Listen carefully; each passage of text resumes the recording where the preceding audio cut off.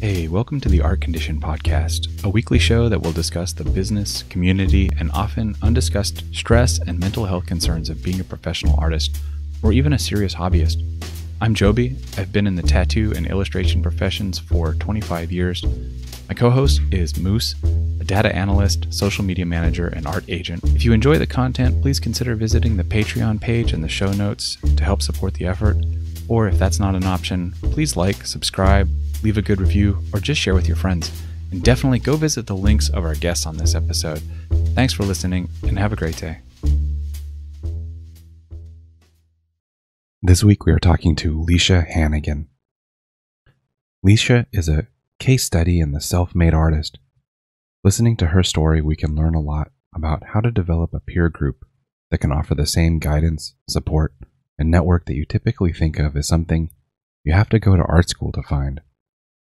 We start out talking to Leesha about the development and early stages of her career and how her path led her to prestigious positions, including the role of art director for the highly acclaimed and wildly successful tabletop role-playing game, Humblewood. We discuss topics of reputation and trust, managing a massive indie project, and of course, fair pricing. From there, we talk a lot about social media, the normalization of therapy and mental health issues, and generally creating a balanced mindset toward your work. I hope you enjoy listening to Leesha as much as we enjoyed talking to her. She has an infectious positivity, even when talking about darker topics, and I know I will re-listen to this episode myself, just for the positivity boost. Here's our interview with Leesha Hannigan. Oh man, okay. Hi, Leesha. We've never really met. Hello, nice to meet you. Hi, nice to meet you. I wish that it hadn't have been such a frantic start.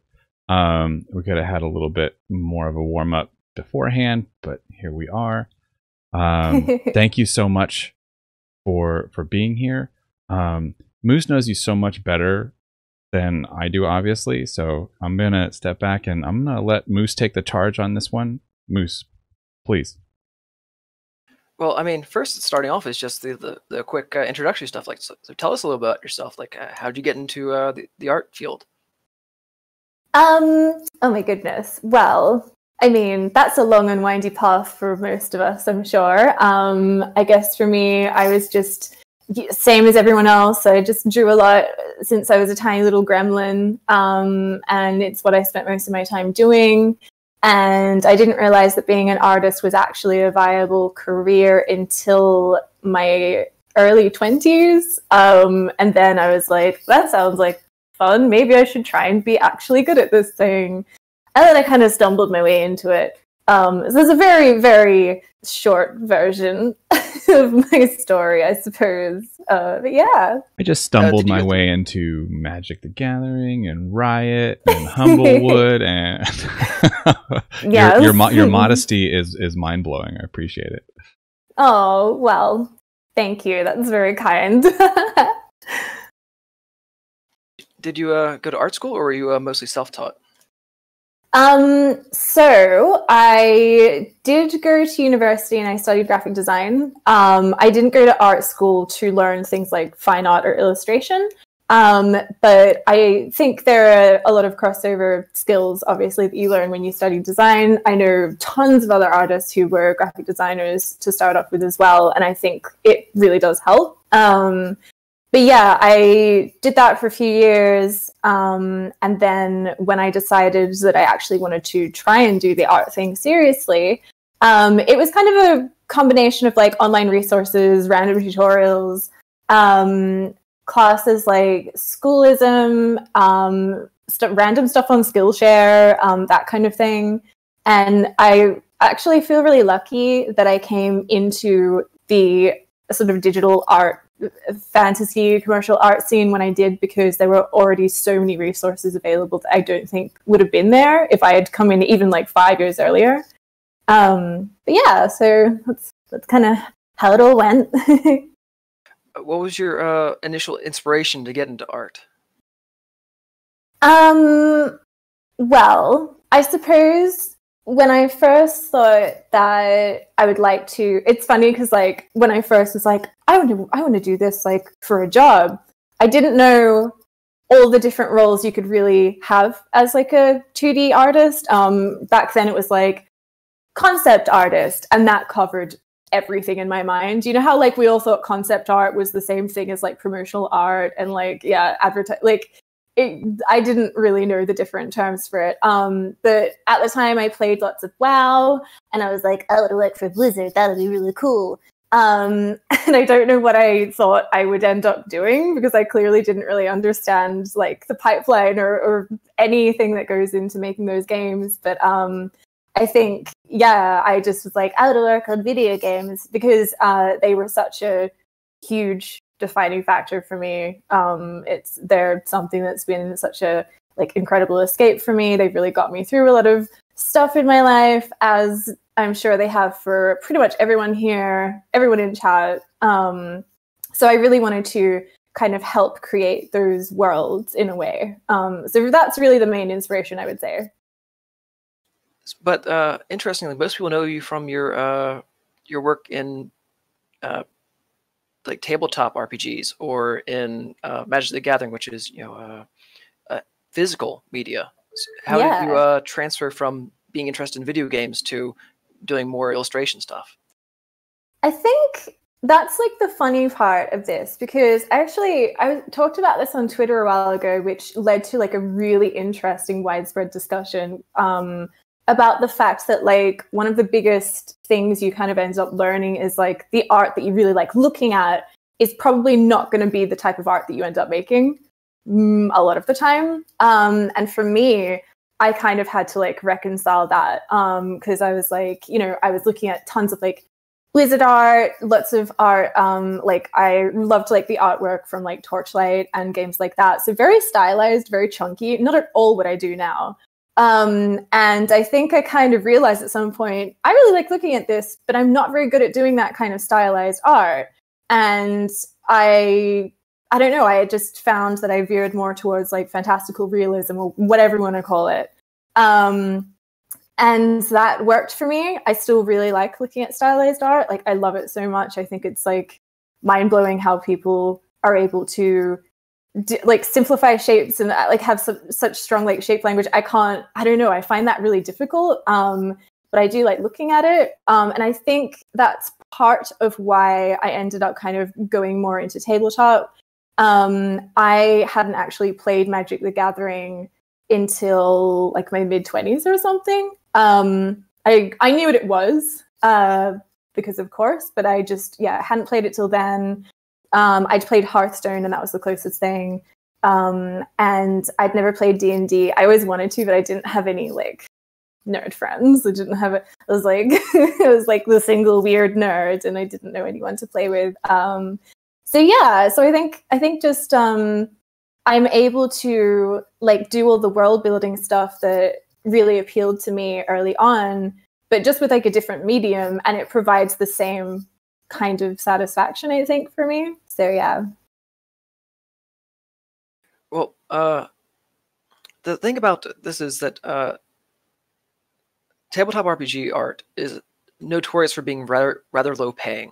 So if this was the field you're going into, I'm curious, how did you get your foothold in the industry? Like, were you doing private commissions, or were you already getting industry clients out the bat?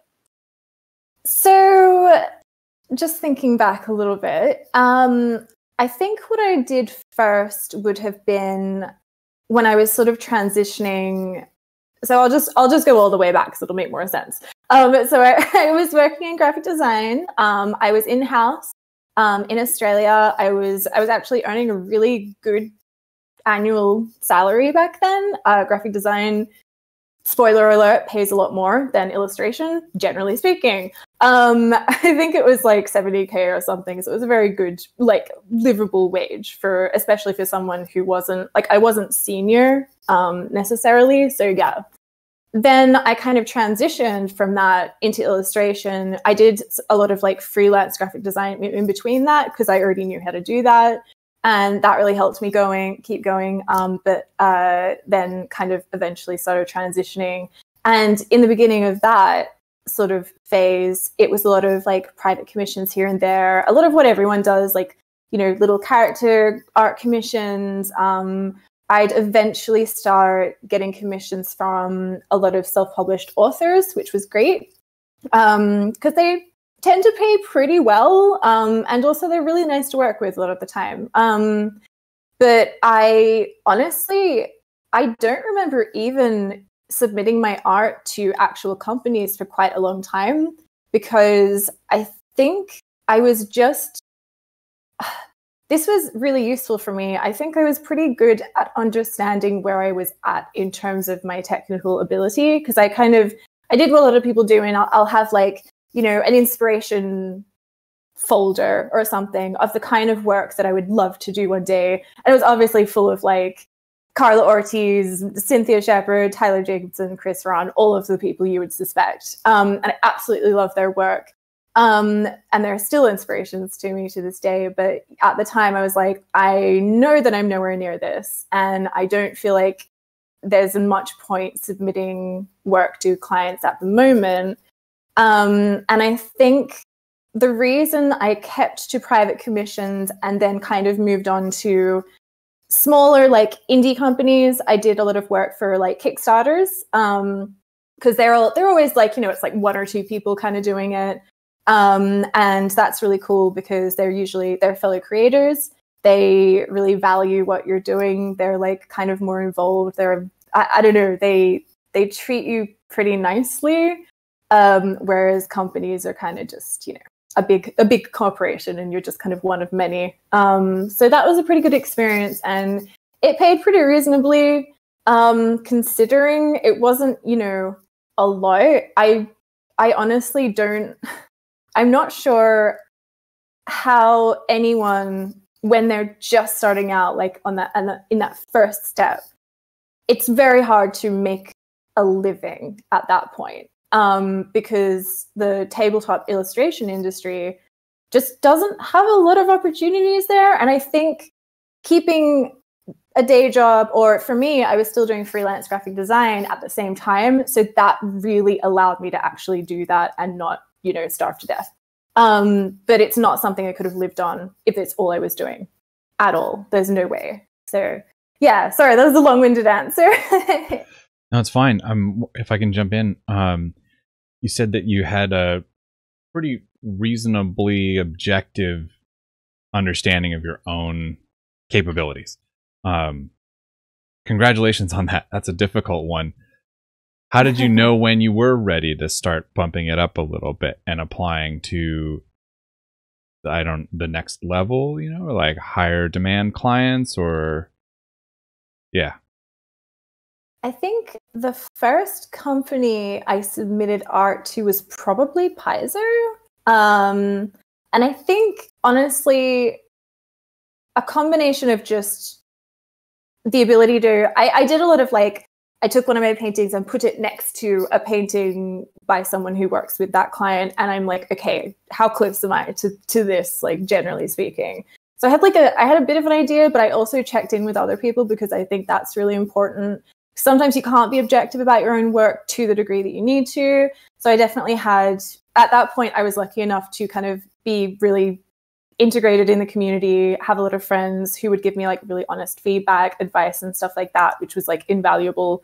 And a lot of them were like, yeah, I think you're fully ready for this. You should absolutely send your work in. What's the worst that can happen? And at that point, that's all I thought. I was just like, I haven't ever gotten too much of the anxiety associated with sending your work into a client, because I kind of go in with the mindset that I don't expect to hear back. And so I don't really get disappointed in that way. And I don't know whether that's good, but it prevented me from like getting my hopes up and anxiously refreshing my email, because I was just like, I'm not really going to expect anything. And that allowed me to like compartmentalize it a bit. So I think, yeah. And then eventually, I think, yeah, it would have been Paizo probably that I worked with first. And they're like, hey, we want to commission you for this. I'm like, cool. And that was really fun. And they were really nice to work with. And then, yeah, going from there, it was kind of the same thing. Like, honestly, even when I started submitting stuff to Magic, I would have my little collection of paintings that I thought were good, and then I'd go to my friends who, it's really good to have people who are not scared, to be honest with you. It's so valuable, because I'd go to them and be like, hey, here's my portfolio, what should I cut, what should I keep? And it's funny because sometimes they'll be like, okay, you should cut this, this, and this, and you're like, I thought they were good. But like if enough people are saying the same thing, like if you ask a group of people, out of these 10 images, what should I cut? And all those people tend to say the same thing. I mean, that's a pretty good indicator. And it's really helpful if you're kind of like, you know, if you're not sure. And so I just did stuff like that, just like asked around and listened to people who were a lot more experienced than me and who were kind enough to take the time out of their day to actually help me out. And yeah, I think that really helped. That sounds like the concept of like Art Mountain, where you start at what people consider to be the base, which is, you know, open commissions for everybody. And then your next step up was Paizo or like Fantasy Flight or other lower tier industry clients. And I'm saying lower tier just because I know how much they pay. And so I'm putting that. Yes. And then you go work for Riot and Wizards and Blizzard, etc. And then after that, then you can actually start making like serious money. Do you think that there's any legitimacy to that, or is that just stuff that was in your head at the time? I wasn't 100% sure of, like, I didn't have a ladder in my mind kind of to work up, because I honestly wasn't super familiar with what companies were out there for tabletop specifically. Like some of the best companies that I've worked with in that kind of lower to mid tier, the mid tier is a weird one. That's the part where people struggle with, I think. Like the lower tier, if we're going to refer to it as that, it's pretty, like, you can think of, like, off the top of your head, it's definitely stuff like Paizo, Fantasy Flight, all of those usual things. But like where to go from there is a weird one. And it's like, I'm not sure if there are as many options in the middle that pay good, but like not as well as, you know, Wizards, Valve, etc. Whoever else is paying well. But there's not that many, to be honest. But anyway, but yeah, it's interesting. Some of them I didn't even know about until they contacted me, and they were really, like, Kobold Press was one who I really enjoyed working with. They got me to do some covers, and they were kind of in that like middle tier section. And yeah, I feel like I learned a lot about what companies were actually out there kind of as I went. So I didn't necessarily have like an idea in my head of how to kind of like climb that ladder necessarily. I did know that Wizards were among the highest paying clients out there, but I didn't expect to work with them for a very long time. So yeah. Did you work with them sooner than you expected, or?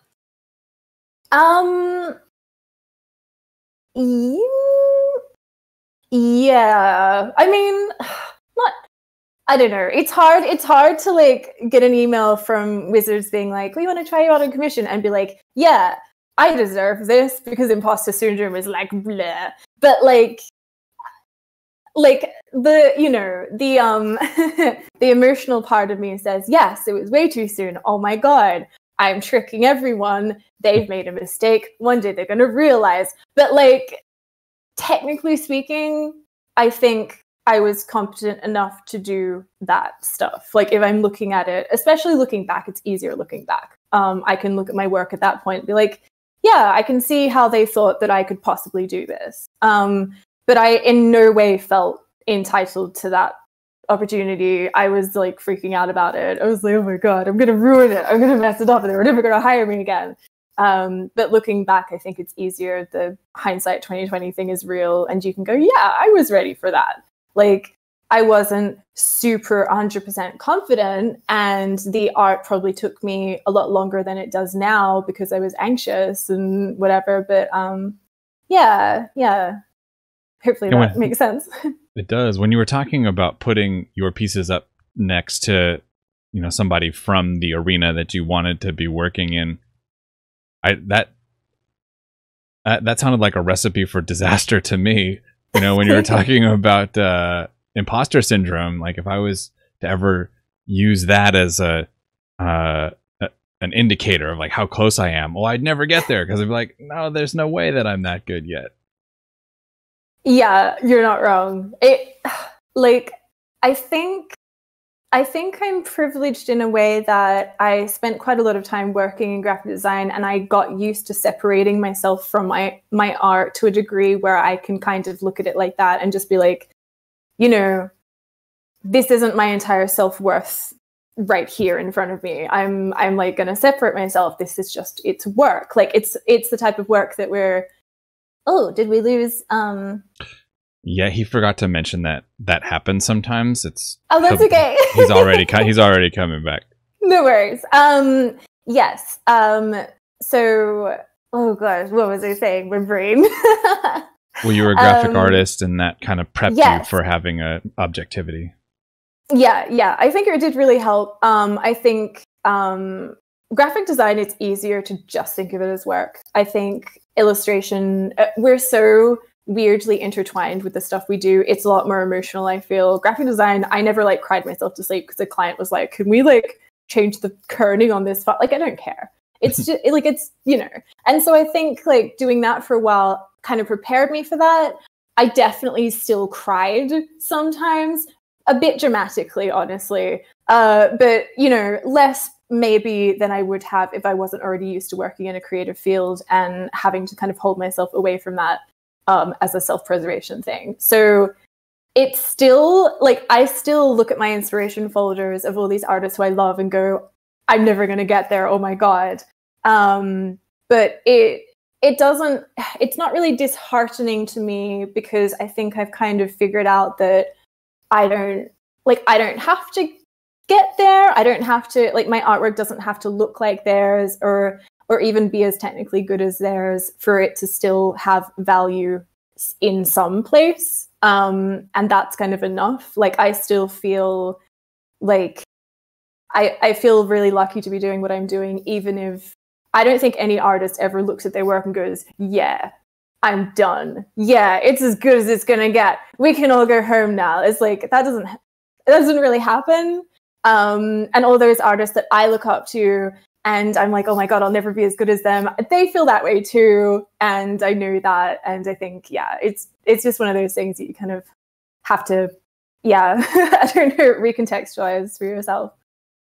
It's actually making me think about something that I can't say that I've ever heard said explicitly, but I wonder if there is a way to sort of manufacture that experience, the way that artists can develop those kinds of calluses intentionally, you know, like going into a career of illustration, going into a career where we might be a little bit more emotionally embedded in the artwork. Like, is there something maybe that can happen where we take some steps and I don't know, maybe it's like go get a graphic design gig for a little while. I don't know. I'm sort of just like riffing on a tangent here, but I'm just kind of just putting it out with the like thinking out loud, wondering like, I don't know. I've never heard that before, but it sounds like there's something there. A couple of things that come to mind just thinking of this is like, the first one is do a job that's really, really boring, that you don't care about, but it's making you money. So, you know, for me, that would be something like doing a bunch of really boring 2D assets for a sci-fi game. I have beyond zero interest in sci-fi. Fantasy is my jam. I love sci-fi content. I play sci-fi games. I hate drawing it. I don't know why. But like, say it was a really good moneymaker. You want to do a good job for the client. You want to do the stuff that they need for the game, but you're not going to be as like emotionally invested in it because it's not necessarily something you're super passionate about. It's a moneymaker. And I think that's fine to take those jobs that you don't like, that you're not super excited about. That's fine. Like, it's a job.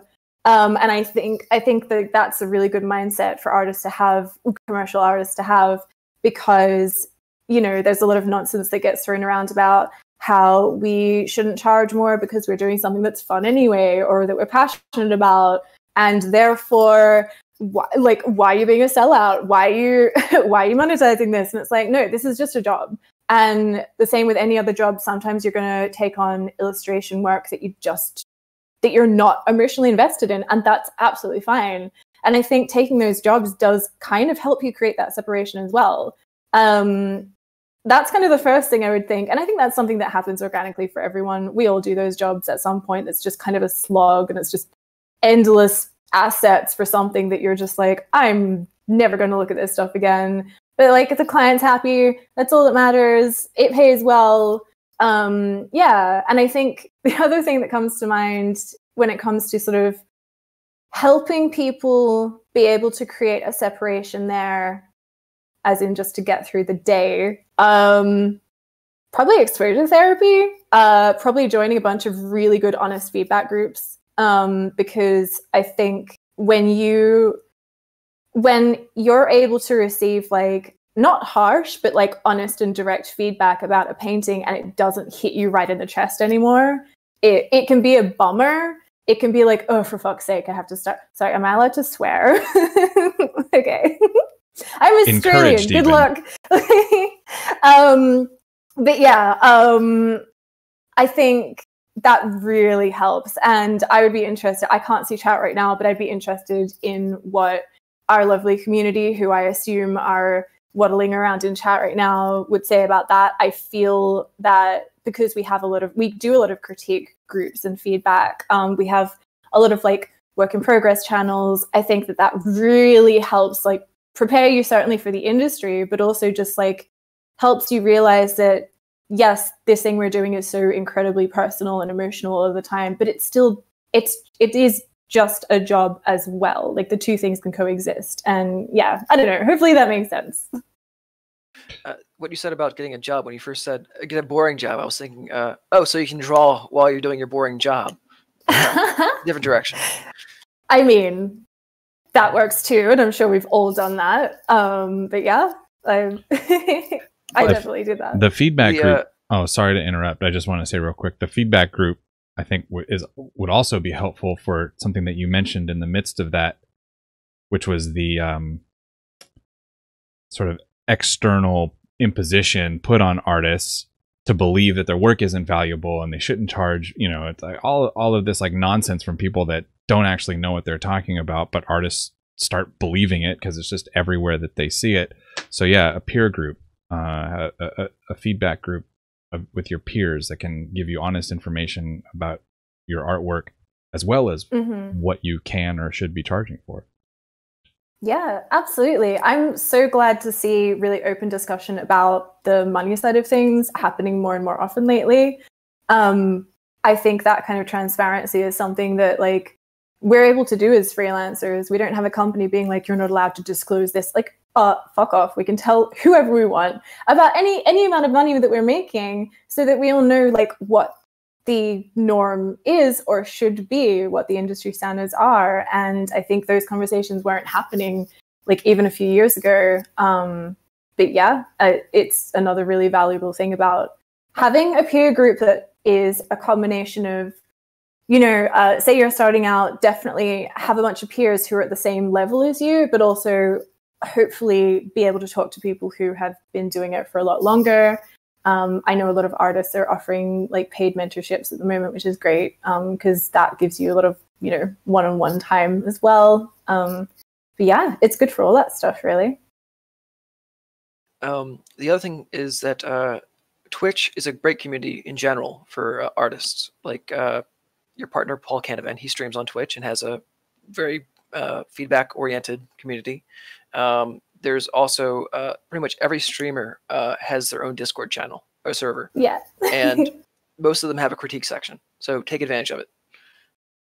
Absolutely. I fully agree. Oh my God, there's so many art Discords now. It's great. I mean, my whole Discord is just a million little buttons full of art Discords, and they're all really good. Yeah, I'm really happy to see that.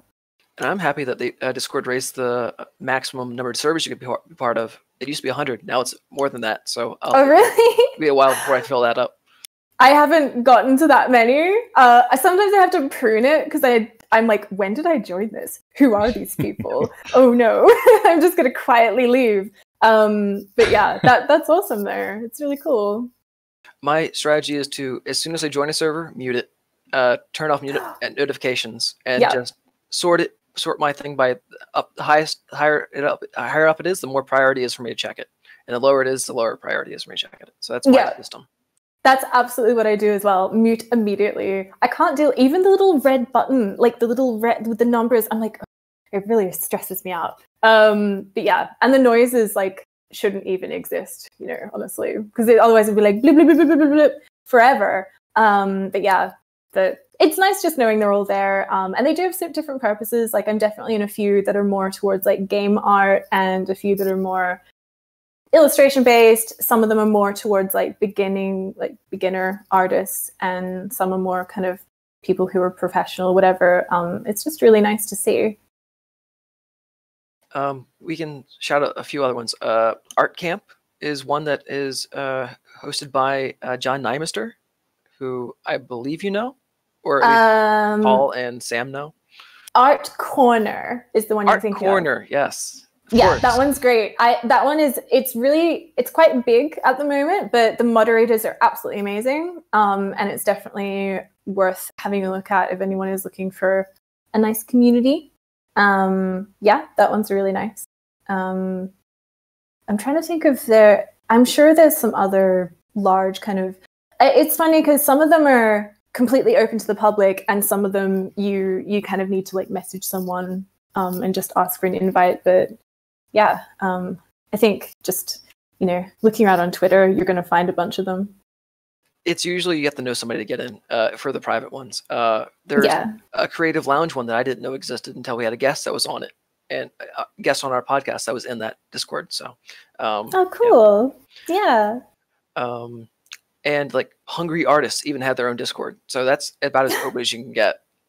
That's awesome. Hungry Artists is actually a pretty awesome Discord. For as much as of a trash fire as the Reddit can be, sometimes the Discord. Oh, really? The Discord's pretty awesome. Yeah. I don't think I've been to that subreddit. What is it about? It's supposed to be anybody can advertise their works for commission. What ends up happening though is because it's open to everybody, it ends up being a race to the bottom in prices. So it's like the person that does the best work for the least gets the most attention. Oh no, guys, stop. So it's like a bucket of crabs situation. Exactly. Not good.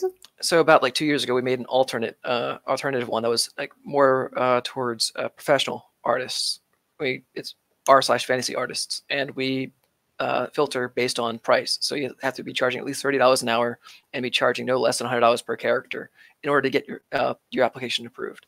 So that's how That's amazing. That's such a good idea. Like putting, I've definitely had many conversations with artists where they would, even artists that I worked with who would quote me their rates, and I'd be like, can you bump it up a little bit? Can you just boop that up a little bit, because I can't work with you because I'd feel like an evil Disney villain. And now for doing that, we get called the Art Mafia. That's amazing. As if we do have some kind of control over anything other than what we ourselves are charging. Oh yeah, of course. Yeah, people get like mad about it, like, oh, you fucking elitist bastards. But okay. I was I don't want to derail the Discord conversation, but I was curious to follow up on some of your career work. So before I forgot, I wanted to ask if was there an anticlimactic moment, like when you did reach, Wizards of the Coast and Riot and Blizzard, and then you're looking around and you're like, okay, what now? There's a definite period where you feel like you're plateauing, both in terms of career progression and like technical ability progression or whatever. I think that's kind of inevitable. And I feel like something that's really important to do to avoid that feeling kind of getting to you is just to have a ton of really lofty goals that extend beyond work with Magic, work with Blizzard, work with Riot, whatever you want to do. Because like some people get there and they're absolutely psyched. That's all they need. They want to stay there forever. And that's amazing. If you're one of those people who have this really specific dream job that is everything you want and will always be everything you want, that's amazing. And that's the dream right there. But I've noticed that for a lot of artists, they kind of put these jobs, like these dream jobs, on like a pedestal. And then once they get there, they're kind of like, oh, like the highs I get from this are kind of a diminishing returns thing. And this thing that I like, you know, hyped up so much in my mind is in fact, shockingly, just a job. It's a cool job where you get to work on properties that you're really passionate about, that you love, that you play the games, whatever. But it still is a job, and a lot of people kind of get there. I've heard a lot of people talk about this where they're kind of like, okay, what now? Like, what else do I do? And I think I think some people kind of just make sure they do like a lot of personal art in their spare time, and that kind of keeps them going. I think a lot of people eventually move on to create their own IPs. I think that seems to be very common. There's a lot of independent artists who are just on Patreon, who are just making stuff for themselves, and that's how they make a living. And I think that's amazing. Really, any way you go, I think it's just a matter of being aware when you start feeling a little bit stagnant, and just remembering that you can always create new goals for yourself. For me, I definitely, once I figured out that I wasn't going to work for Blizzard because I can't paint in their style to save my life. And I also don't really want to live in America right now. But like, not that I don't even know if I would have, if I dedicated my life to painting the Blizzard style. I have no idea if I would ever have been good enough. But there are a number of reasons why I didn't throw myself into pursuing that, and I'm glad that I didn't, because I ended up doing stuff that I think I'm like probably a little bit better at. But when I kind of realized I wasn't going to work for them, which probably would have disappointed teenage Leesha to hear, but nonetheless, I still didn't go. I had the clients I wanted to work for. Like, I loved magic art. I started playing the game and started getting into like the lore and stuff like that. Pretty much, I'm not very good at the game. All I do is just get like the cards that I think are pretty, and make like a unicorn deck or a wolf deck. And my friend's like, that deck is terrible. You're not going to win any games. And I'm like, why won't you let me live my life? I need this. Look at the wolves. Look at the woofers. So that's how I play Magic. But like, yeah, I was like, yeah, I really want to work for Wizards. But like, I hear how fun it is to work for them. I hear how fun it is to do the concept pushes. I really like the perks that come with it. You can do a lot of events. You can sell a lot of merch. The fans are really enthusiastic. And yeah, and I really wanted to work for them. But it wasn't the only thing I ever wanted to do. Like, I definitely had a bunch of ideas in my mind for creating my own setting. I did get to do a lot of that with Humblewood, which is fantastic. I really have no idea what else I'm going to do. I kind of have too many directions that I could go. I'd love to make a video game. I'd love to make a book. I don't know. But yeah, I definitely have a bunch of things that I just want to do, like kind of for me. And I think that's going to be enough to kind of keep me from like feeling like I'm stagnating or anything like that. And at the same time, I love working with Magic and D&D because contributing to those properties is really meaningful to me, because I've become like quite involved with that community. And I really appreciate what like tabletop does for people. I love the community. It's a lot nicer than gaming. So yeah, a lot more diverse and welcoming, mostly. So yeah. Yeah. I know that you are mostly a digital artist. Are you entirely a digital artist, or do you also do traditional? I am entirely, well, I can draw if I want to. If I can do like I'm fine with pencils. I'm fine with, stuff like that. Ink is fine. I haven't painted physically for a long time. I would love to get back into it. So right now I would call myself just 100% digital, just because I'm too lazy to sit down and do Inktober or have a sketchbook. I've like kind of never kept a sketchbook, which I feel really guilty about. But I don't know what it is. I just can't. I have like a stack of them that are brand new and very pretty, but I never use them. So yeah, just digital. I do really want to learn how to do traditional. I would love to make original magic art. That would be fantastic. And yeah, I might put some time aside to do that at some point. I don't know. Oils make me have a headache though, so I'll probably try and do acrylics or gouache or something. Like, yeah, I don't know. Jesper Ising also has a good tutorial on how he uses acrylics for his painting. He has an airbrush that he just uses water in, so he can wipe away recent paint real quick. Oh wow, he's amazing. And it's such a lovely person as well. Like, oh, I absolutely love his art. It's so unique. Yeah, I would definitely have a look at that. I'm pretty sure I've bookmarked that tutorial for when I eventually learn how to paint, how to do real painting, not pretend fake painting. But yeah. Right. Fake. But I know the Magic community has a very strong collector audience where, like on their Facebook group, they'll sell for tens of thousands of dollars per piece, and then thousands of dollars, or like $1,000 for a sketch. So if you were interested in, have you ever done a sketch for your Magic card and then sold that on the secondary market? The only time I've ever done a physical sketch was when I was like, I was living in a hotel. I had a whole time for like, we were moving around constantly for like a couple of years. It was a crazy situation. But I was in a hotel. I didn't have my Wacom because I don't remember what happened. It might have been like in boxes. For some reason, it was not there. Maybe it broke. They tend to break sometimes when you really need them the most. The little connecty thing stops working. That's a fun one to deal with. I'm actually really glad that I have like this. Sorry, I'm getting on a tangent, but I have the new one that has this. My tablet's gross. Ignore that.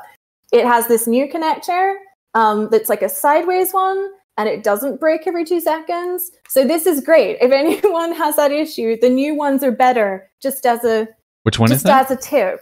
This is just a Intuos Pro, and I think it's the medium one. It's a little grotty because I use it as a plate for chips. Anyway, but yeah, the little connecty USB thing for the older versions would constantly like wiggle and fall out. I'm pretty sure that's what happened. And I was like, cool.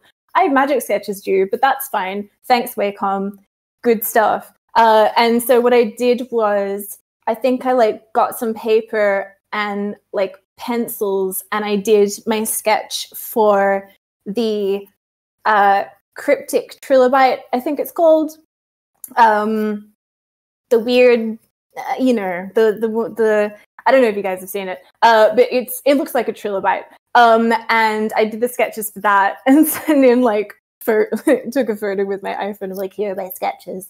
And shockingly, they approved one of them.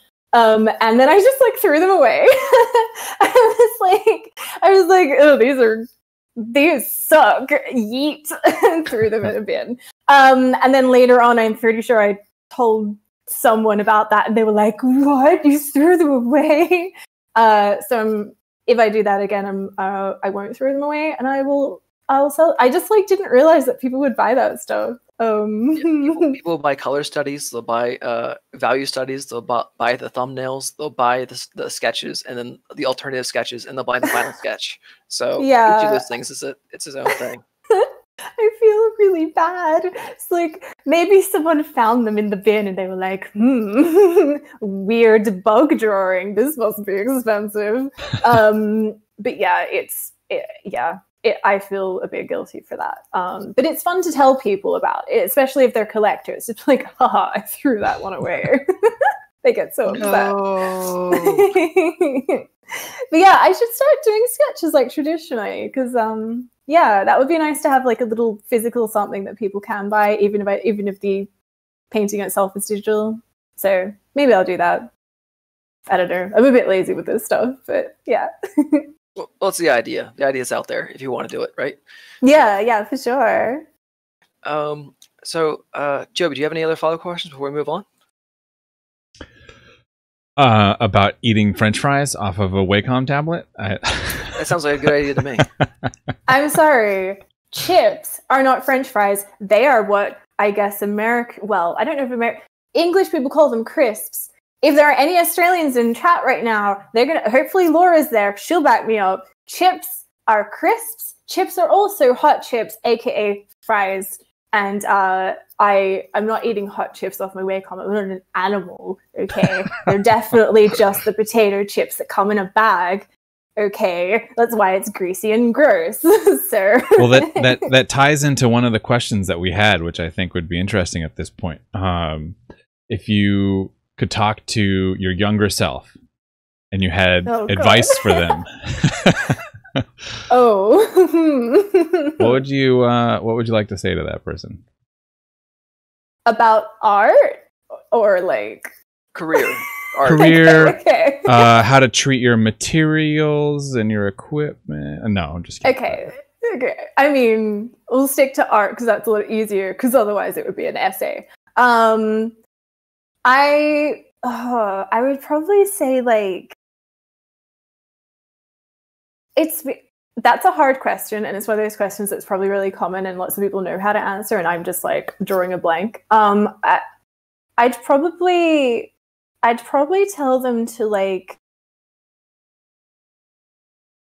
do a lot of art from reference immediately instead of trying to draw shit from your head, because it's going to look really bad and it's going to make you feel like not doing this. Like I'd probably just be like, look, just sit down, look at a thing, then try and draw the thing, because no one really tells you that at first, which is weird because it seems very obvious. So yeah, I'd probably do that, because I think if I started doing that like 10 years ago, I maybe might be a little bit better than I am now, because I probably would have had a bit of a head start. So yeah, sorry, that's a really boring answer. Like, use reference. But yeah, it would have saved me a lot of time and energy. So I respectfully disagree. It's not a boring answer, and I think it's important to hear, because that's along with the evils of charging a fair price. The evils of using reference is another trope that you hear trotted out every now and then, and anything that we can do to shoot both of those down is good.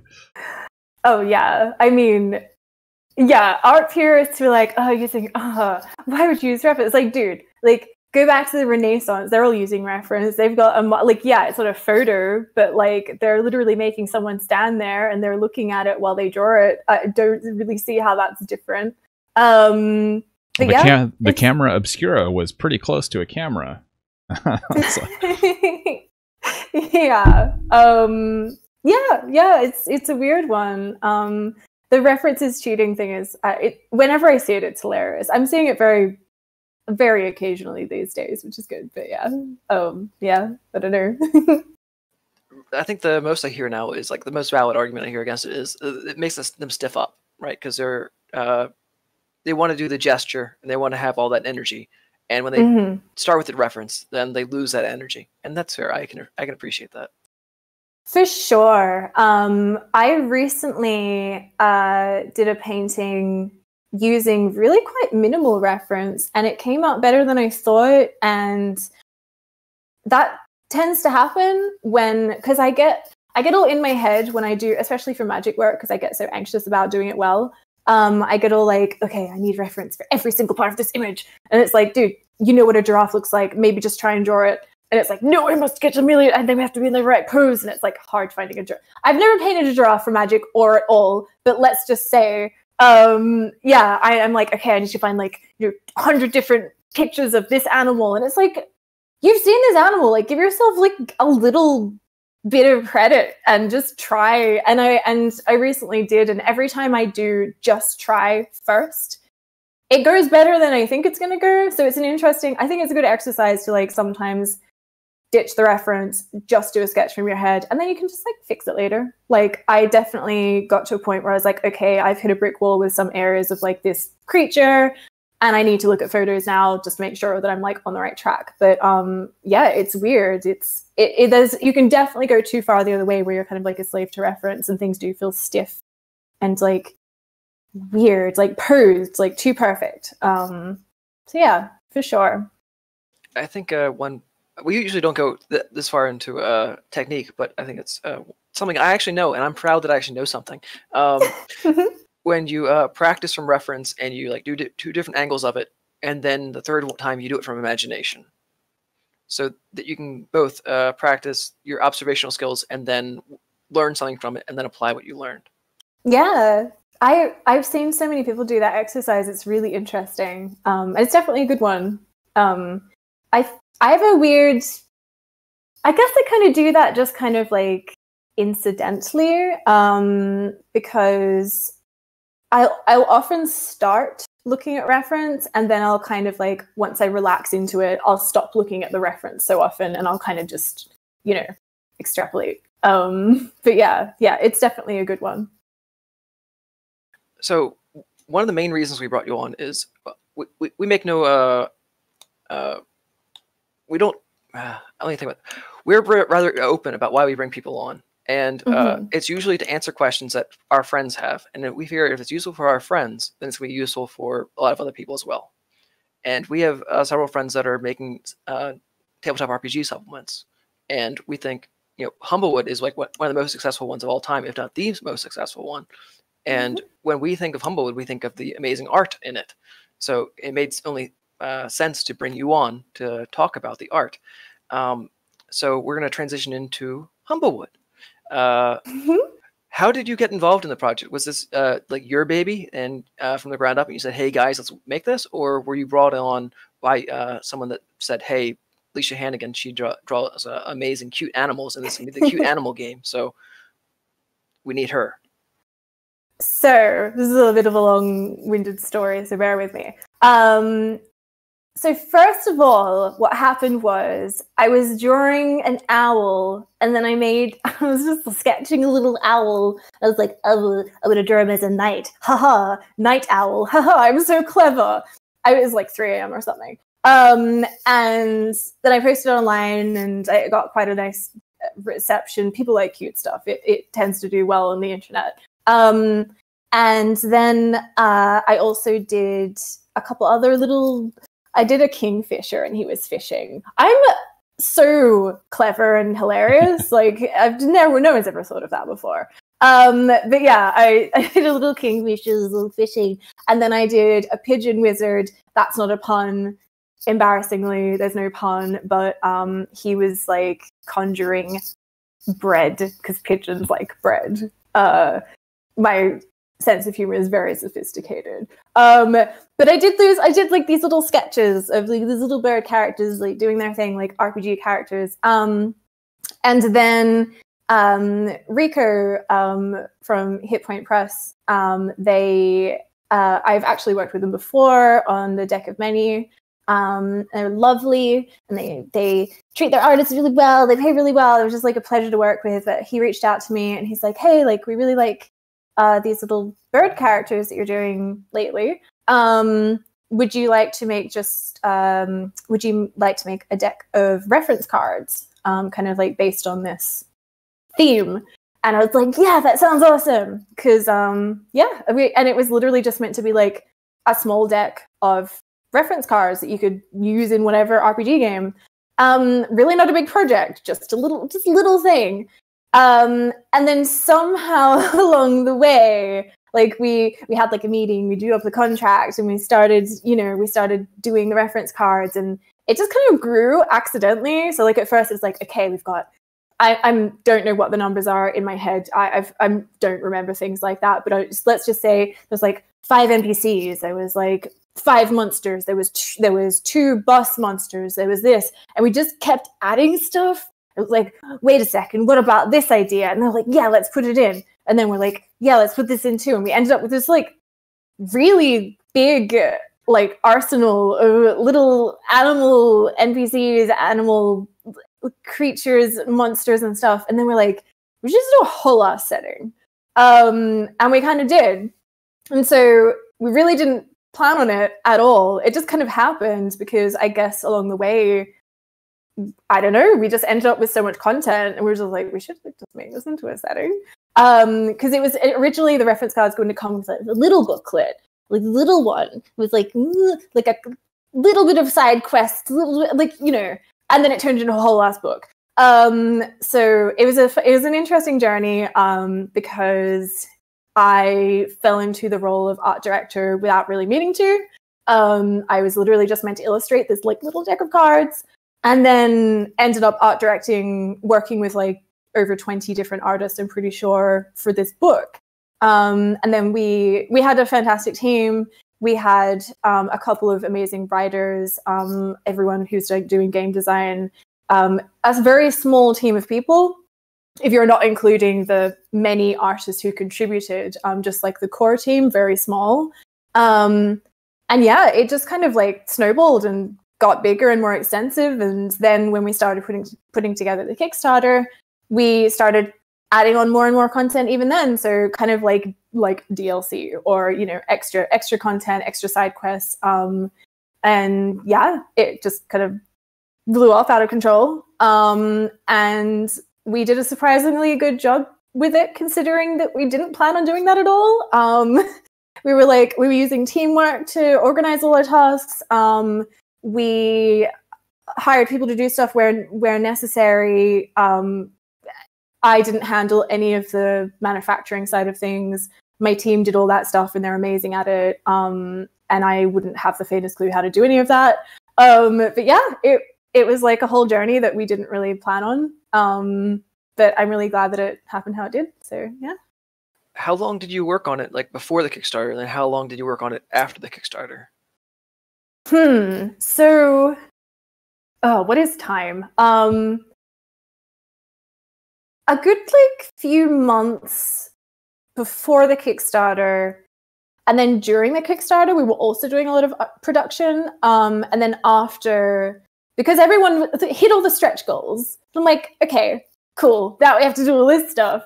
No, it was really exciting. And we were just overjoyed. But it did mean, obviously, that it extended the amount of time we'd be spending on that project, because suddenly we had all this stuff that we needed to hire more artists for, because no one else could take on more work. There was a lot of task management involved. And yeah, it threw a lot of us in the deep end, I think. But we got through it really well, and I'm really proud of us for that. It was a lot. It was a lot of correspondence with many different artists for me, a lot of reaching out to people, keeping track of everyone's different rates, because we didn't do the thing where we're like, we pay this much for this. Like, we actually talked to each artist, asked what their rates were for, you know, character no background, character with background, prop, an environment scene, you know, that kind of thing. And it was a lot to keep track of, but I think it was worth it, because the artists were happy, and we got to feel good for, you know, letting people work for the amount of money that they need to be alive. So yeah, yeah, it was a lot. You said a few months before the Kickstarter. Is that from, I'm sorry if I missed this before, was that from inception of the idea to Kickstarter was only a few months? So I should really look at my email and figure this out, because it was... Because again, the project completely changed a few times, so it's hard for me to like think like, when was the beginning of this thing? It would have been, I think we were working on it for like, it would have been around like a year. But the main chunk of time that I would associate with art production would have been maybe between 2 to 4 months. And it all happened in that period. And that's what's going to happen for Humblewood 2 as well. We've kind of designated this chunk of time that's for art production specifically. But outside of that time, the writers are going to be working their asses off. And, you know, all the manufacturing stuff is going to be in the works. So yeah, I don't know. Hopefully that makes sense. It's a weird timeline.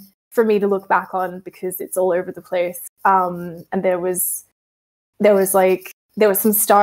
like pauses where like one of the writers had to go away and then someone had to come back, and then we had like, Humblewood 2 is going to be way more streamlined. We're already started work on it, and it's really nice and relaxing because we know what we're doing now, and we've like, actually got a schedule. So yeah, if you ask me that question about Humblewood 2, I'll be like, well, we started work on this date on this month, and then we finished. But like Humblewood 1 is like about a year. Art production took 2 to 4 months. But then we also, after the Kickstarter, did additional artwork for the new content, and also for the free RPG day. I don't know if you guys saw the adventure it was like pirate themed, and there was like a big sea monster in it, and Darken did the cover for that, and absolutely fantastic. And so we did a lot of stuff kind of after that, and we started a comic, like a web comic that is also going to be physical as well, and stuff like that. So it's kind of an ongoing thing. But yeah. Sorry, it's hard to give a straight answer for that one. Sure, totally understandable. So you did amass like a team of artists, like about 20 contractors, right? How did you put this all together? As a first-time art director, right? Without going crazy. Well, the sanity was never really there to begin with, and that helped. But basically, before we decided to just make a whole setting, we were still doing the reference cards, and I was like, oh, we should have a couple guest artists for fun, for like special edition cards. And then as the project expanded, I was like, well, we're going to need to get more guest artists. And then it stopped being guest artists and just started being other artists who would work on it. And the process for that was basically, I am very lucky to know a lot of people in the community. I'm lucky to have worked with a few people on the same projects before, or have been following their artistic journey for many years, and like have a lot of really good friends. And a lot of it was reaching out to people who I knew personally, but a lot of it was also reaching out to people who I'd just been following their work and hadn't had a chance to talk to them yet. And we kind of, it was a lot of me just mostly emailing people. Sometimes they didn't have an email address on their website, and I had to DM them. Artists are really fun to try and contact. P.S. All artists out there, definitely just have a website, and like, I know the contact form is cool, and you can have that, but also put your email. Just put it there. I have that on my website. The stupid contact form is there, but I'm also like, email me here. Just do that. It'll make us very happy. But yeah, it was just sort of reaching out to people, being like, hey, we're doing this project. Here's some of the artwork for it that's on already to give you an idea of the tone. Would you be interested in doing some illustrations for this? And pretty much everyone was very excited to work on it because like it's cute little animals and stuff. And I very specifically reached out to people who I knew would enjoy that. And it was, I don't know, I was really happy that people really wanted to work on it. And then for each person, I'm aware that I probably I had the privilege of being able to talk to people independently and kind of make sure that they had briefs that they would enjoy. I don't think people working for larger companies have that ability because they're probably managing so many tasks at once. But I was able to I had like a list of 40 pieces of art that we needed or something like that. And they were broken up into categories. It was like props, characters, full scenes, monsters, etc. And so what I would do for each artist was I would make sure to give them like a selection of briefs. So like either one or two, or like sometimes if they got in early, I'd be like, here's a whole list of these things. Tell me what appeals to you. And that was really cool because it meant that people got to kind of choose what they wanted to do. and I really enjoyed it. And that's not something that I've ever really gotten to do, working with other sort of similar properties. And so I was really happy to be able to do that. And I'm going to continue trying my best to do that with Humblewood 2 as well. And the thing is, like, it was a lot more work that way. It would have been way easier for me to just dish out briefs and just be like, here's what you're doing, have fun. But like taking that extra effort, even though it was a headache to like, I had a whole spreadsheet to keep track of people. I think like on the other side of that, the artists, they had so much positive feedback for us, like as a company. And it honestly was so worth it. And like also the art they made was awesome. And I think like if you're enjoying yourself, you're gonna make awesome art. And so it was really cool. But yeah, and so that's kind of how that worked. And in terms of like how managing the task worked, it was pretty standard. Like it was, you know, submit sketch, color sketch, final, and then, you know, after that we'll do feedback if we need to. Like that was rare. That usually happened at sketch phase, but yeah, it was really good. Everyone did a really good job. It was great. There was a mix of artists of different skill levels in this project. Like Crystal Scully, of course, is like an amazing artist. People know her from other tabletop RPG projects. But then there were also like more junior artists or lesser known artists, like John Derek Murphy, our mutual friend. Was it intentional to mix the senior and junior, unknown and known for this project? Yeah, absolutely. It was really cool actually, because I got to work with people who, like, I'm amazed even took the time to work with us. Like a lot of magic artists who I know, like they were very busy, and you know, and you get a little bit of like there's like people I'm friends with, but I'm still like a little bit like, oh, I'm such a fan of their work, and I'm just like, oh, they want to work with me, and then they did, and I was like, oh,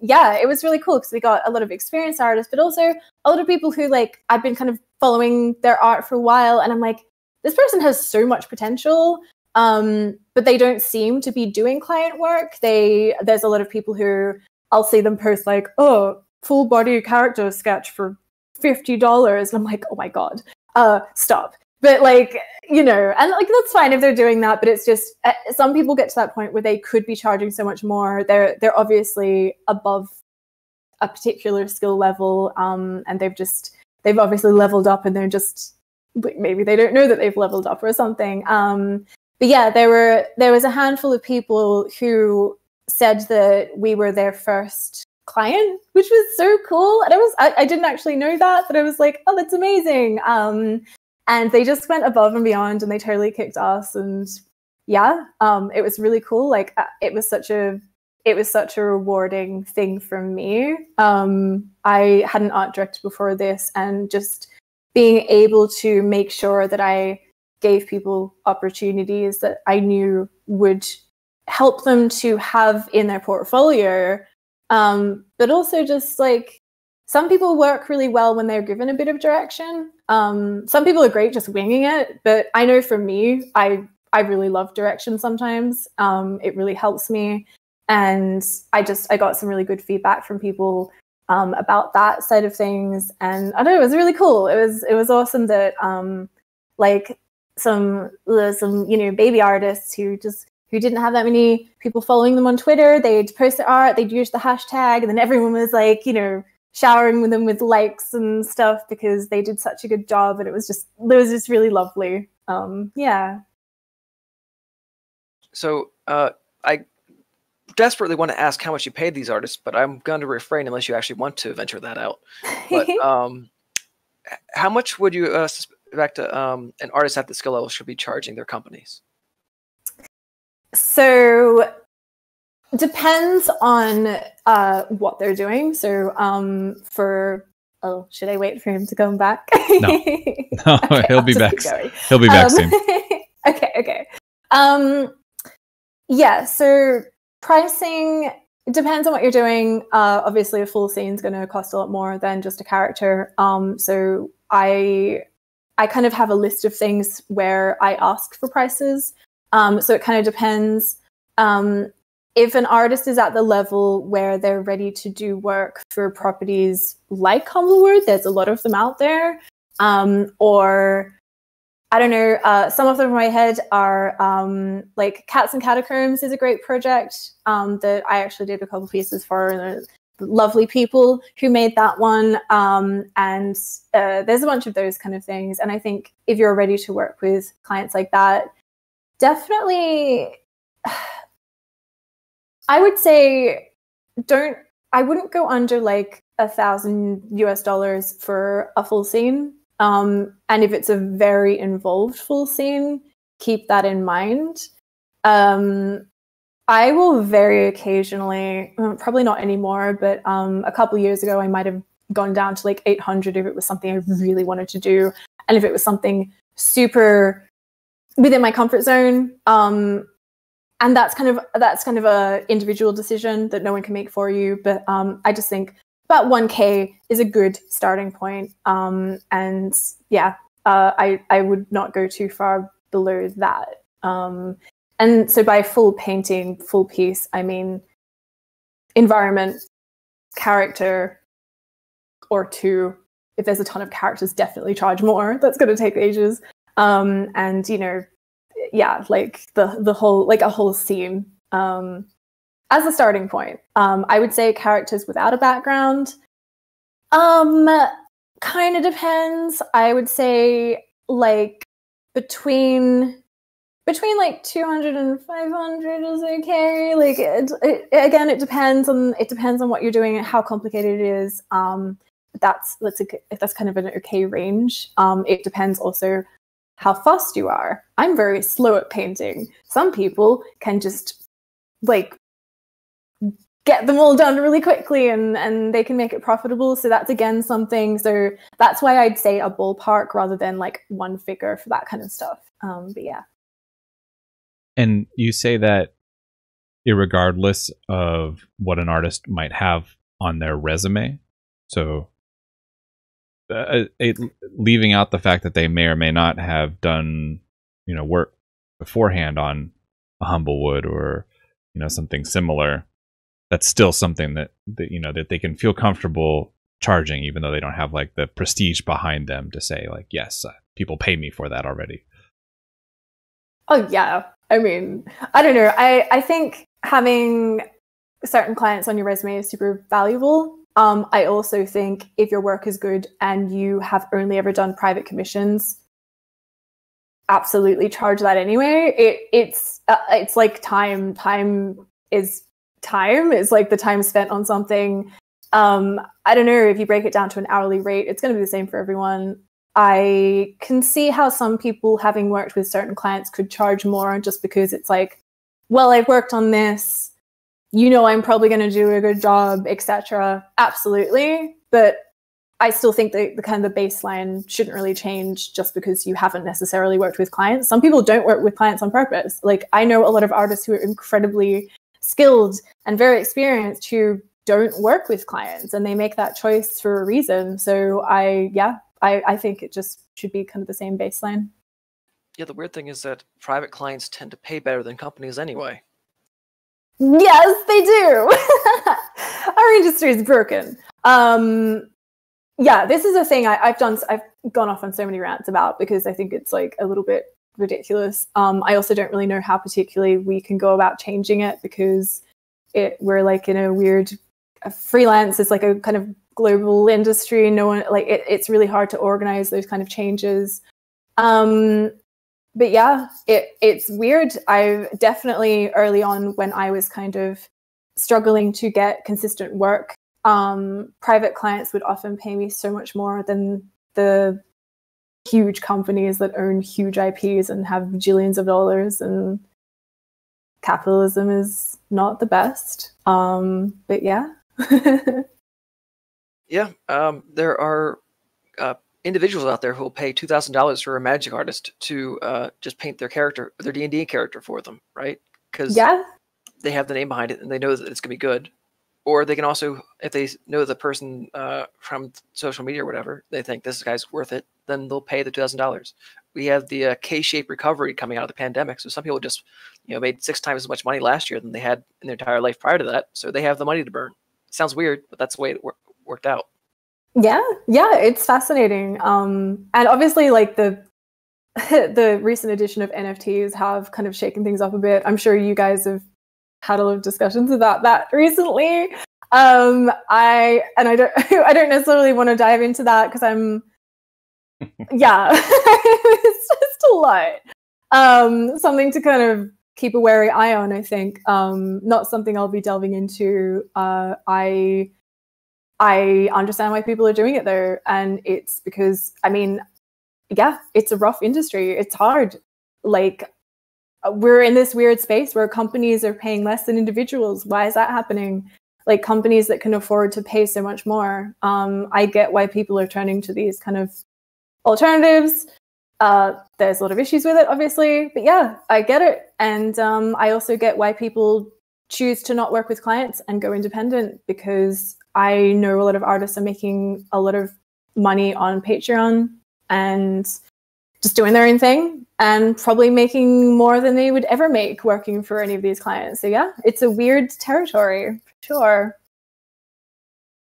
So while we're talking about weird amounts of money, Humblewood, the Kickstarter, made $1 million.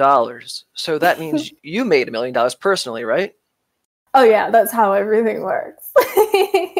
But seriously, with that huge success, it becomes difficult for people like us on the outside to actually know how much of an impact this had on your career, like as far as your financials of your career. Most tabletop RPG artists would love to be involved in a project like Humblewood, but they don't actually know what the take-home would be from that. Was it just another job for a few months, or was it the payout more substantial?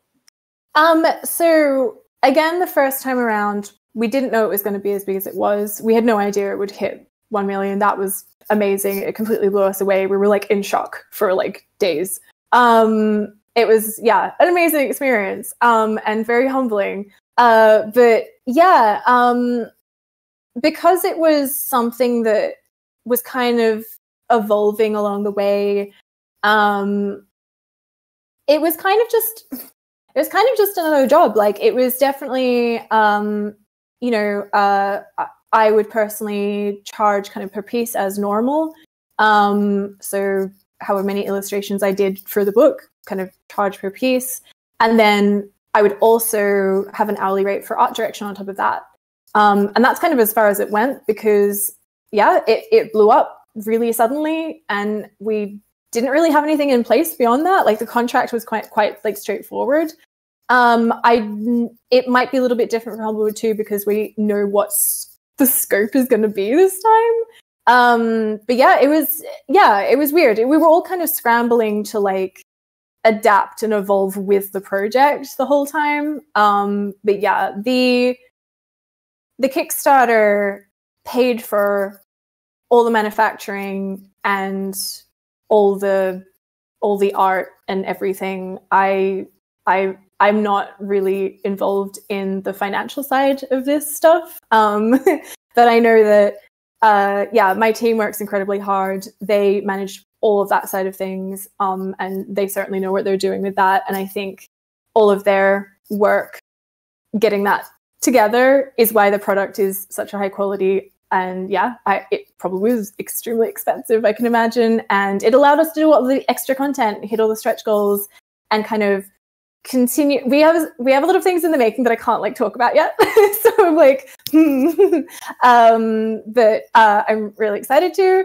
But yeah, it kind of went back into the project essentially for the most part. But again, that's not something that I manage. It was very much. It wasn't that different to a work for hire contract, if that makes sense for me. So yeah.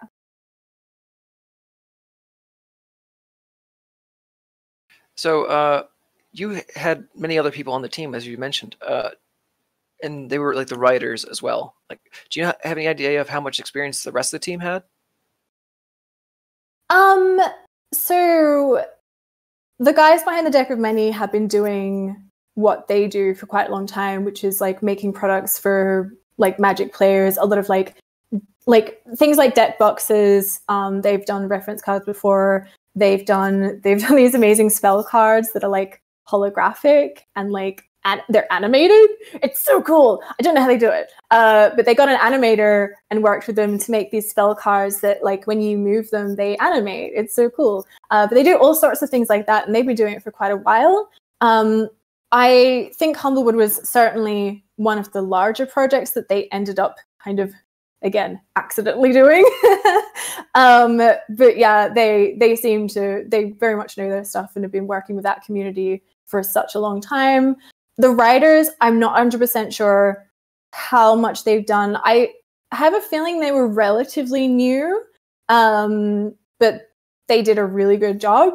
We had a couple of different writers actually. So again, I'm not 100% sure like how many other products they've shipped or whatever, however writers say it. But yeah, I think they were relatively kind of new. Everyone else involved, they'd definitely been doing it for quite a while. So, or they've done other Kickstarters. They've been doing a lot of like product design stuff. So yeah, they very luckily knew what they were doing, because I would have no idea where to start with that stuff. So I'm thinking, what I'm trying to get to here is that like the scope of this project seems a bit overwhelming. Like for like the individual artist out there who has a background in playing tabletop RPGs, I can say it. It's a bit overwhelming. Like there's so much to do that even compete with Humblewood, to even get to hopefully get to the $1 million mark, and have their hopes and dreams come true. So if you were to consider like making a smaller scope project out on your own with a smaller team, how would you scope out the project to make it something that like you can manage? I'd probably hire a producer or someone, because I think it's very appealing to like do it all yourself. But I really liked working with other people. Unless it was something that was incredibly personal, I'd look for someone who knew how to do that stuff to take some of the load off. I think one of the things I really learned how to do was kind of delegate and understand my limits and my capacity. It's something I'm still learning, because I have a tendency to take on too much work all the time. But that was really valuable. So I think I would look for someone who'd done something similar, and sort of just develop a small team of people. Hopefully people I know. I don't think I'd work with anyone who I don't know for that kind of thing. But yeah, and then for artists, like if I was hiring a bunch of artists, kind of the same deal as before. Just reaching out to people who have really good work. For Humblewood, it was a lot of like scouring the internet for creature artists who might not be as noisy on social media. Because obviously, when you think creature art, you're going to think of the same people as everyone else, who are very good at marketing themselves and posting their art everywhere. But there's so many people out there who like aren't at the forefront, who are like kind of just like lurking. So I definitely spent a lot of time doing that as well. And I did a few threads on Twitter being like, hey, I'm looking out for creature artists, like post yourself below. And those threads blew up like crazy. But I discovered so many artists through that. So I'd probably do a lot of that kind of stuff if I was looking to build a team. Similarly, like we needed to voice over for the Kickstarter video. And I reached out to voice actors for that, which I've never done before. And I did it on Twitter as well. And that thread, there was so many, oh my God, that was probably in retrospect not the best idea because I couldn't keep up with it. But so many people, and they're all so incredibly talented. And that was a real journey. We ended up actually working with Erika Ishii for the voiceover for that. And she was absolutely fantastic. But yeah, that was like, it was a really interesting experience for me, kind of being on the other side of like the like hiring, reaching out to people thing. But yeah, I think it would be that kind of like have a bunch of check boxes, be like, okay, we need a person to do this, we need a person to do this, and just kind of go down the list and do a lot of research and ask around and stuff. Yeah. We have a question in chat. Where would you look for a producer? Oh fuck. I would probably, I don't know, like, I'd have to ask around because that's the kind of position that I'm just not super familiar with. I'd probably ask people if they've worked with anyone for something like that. I guess it depends also on what I'm making and if I needed one. Let's assume I need one. Let's assume I'm making a video game or something. Then probably apart from looking on, I don't know, ArtStation maybe. I think they have a lot of like, you can like do job listings there and stuff. I'd probably do something like that. I'd probably tweet about it. I think word of mouth is a really good way to find people.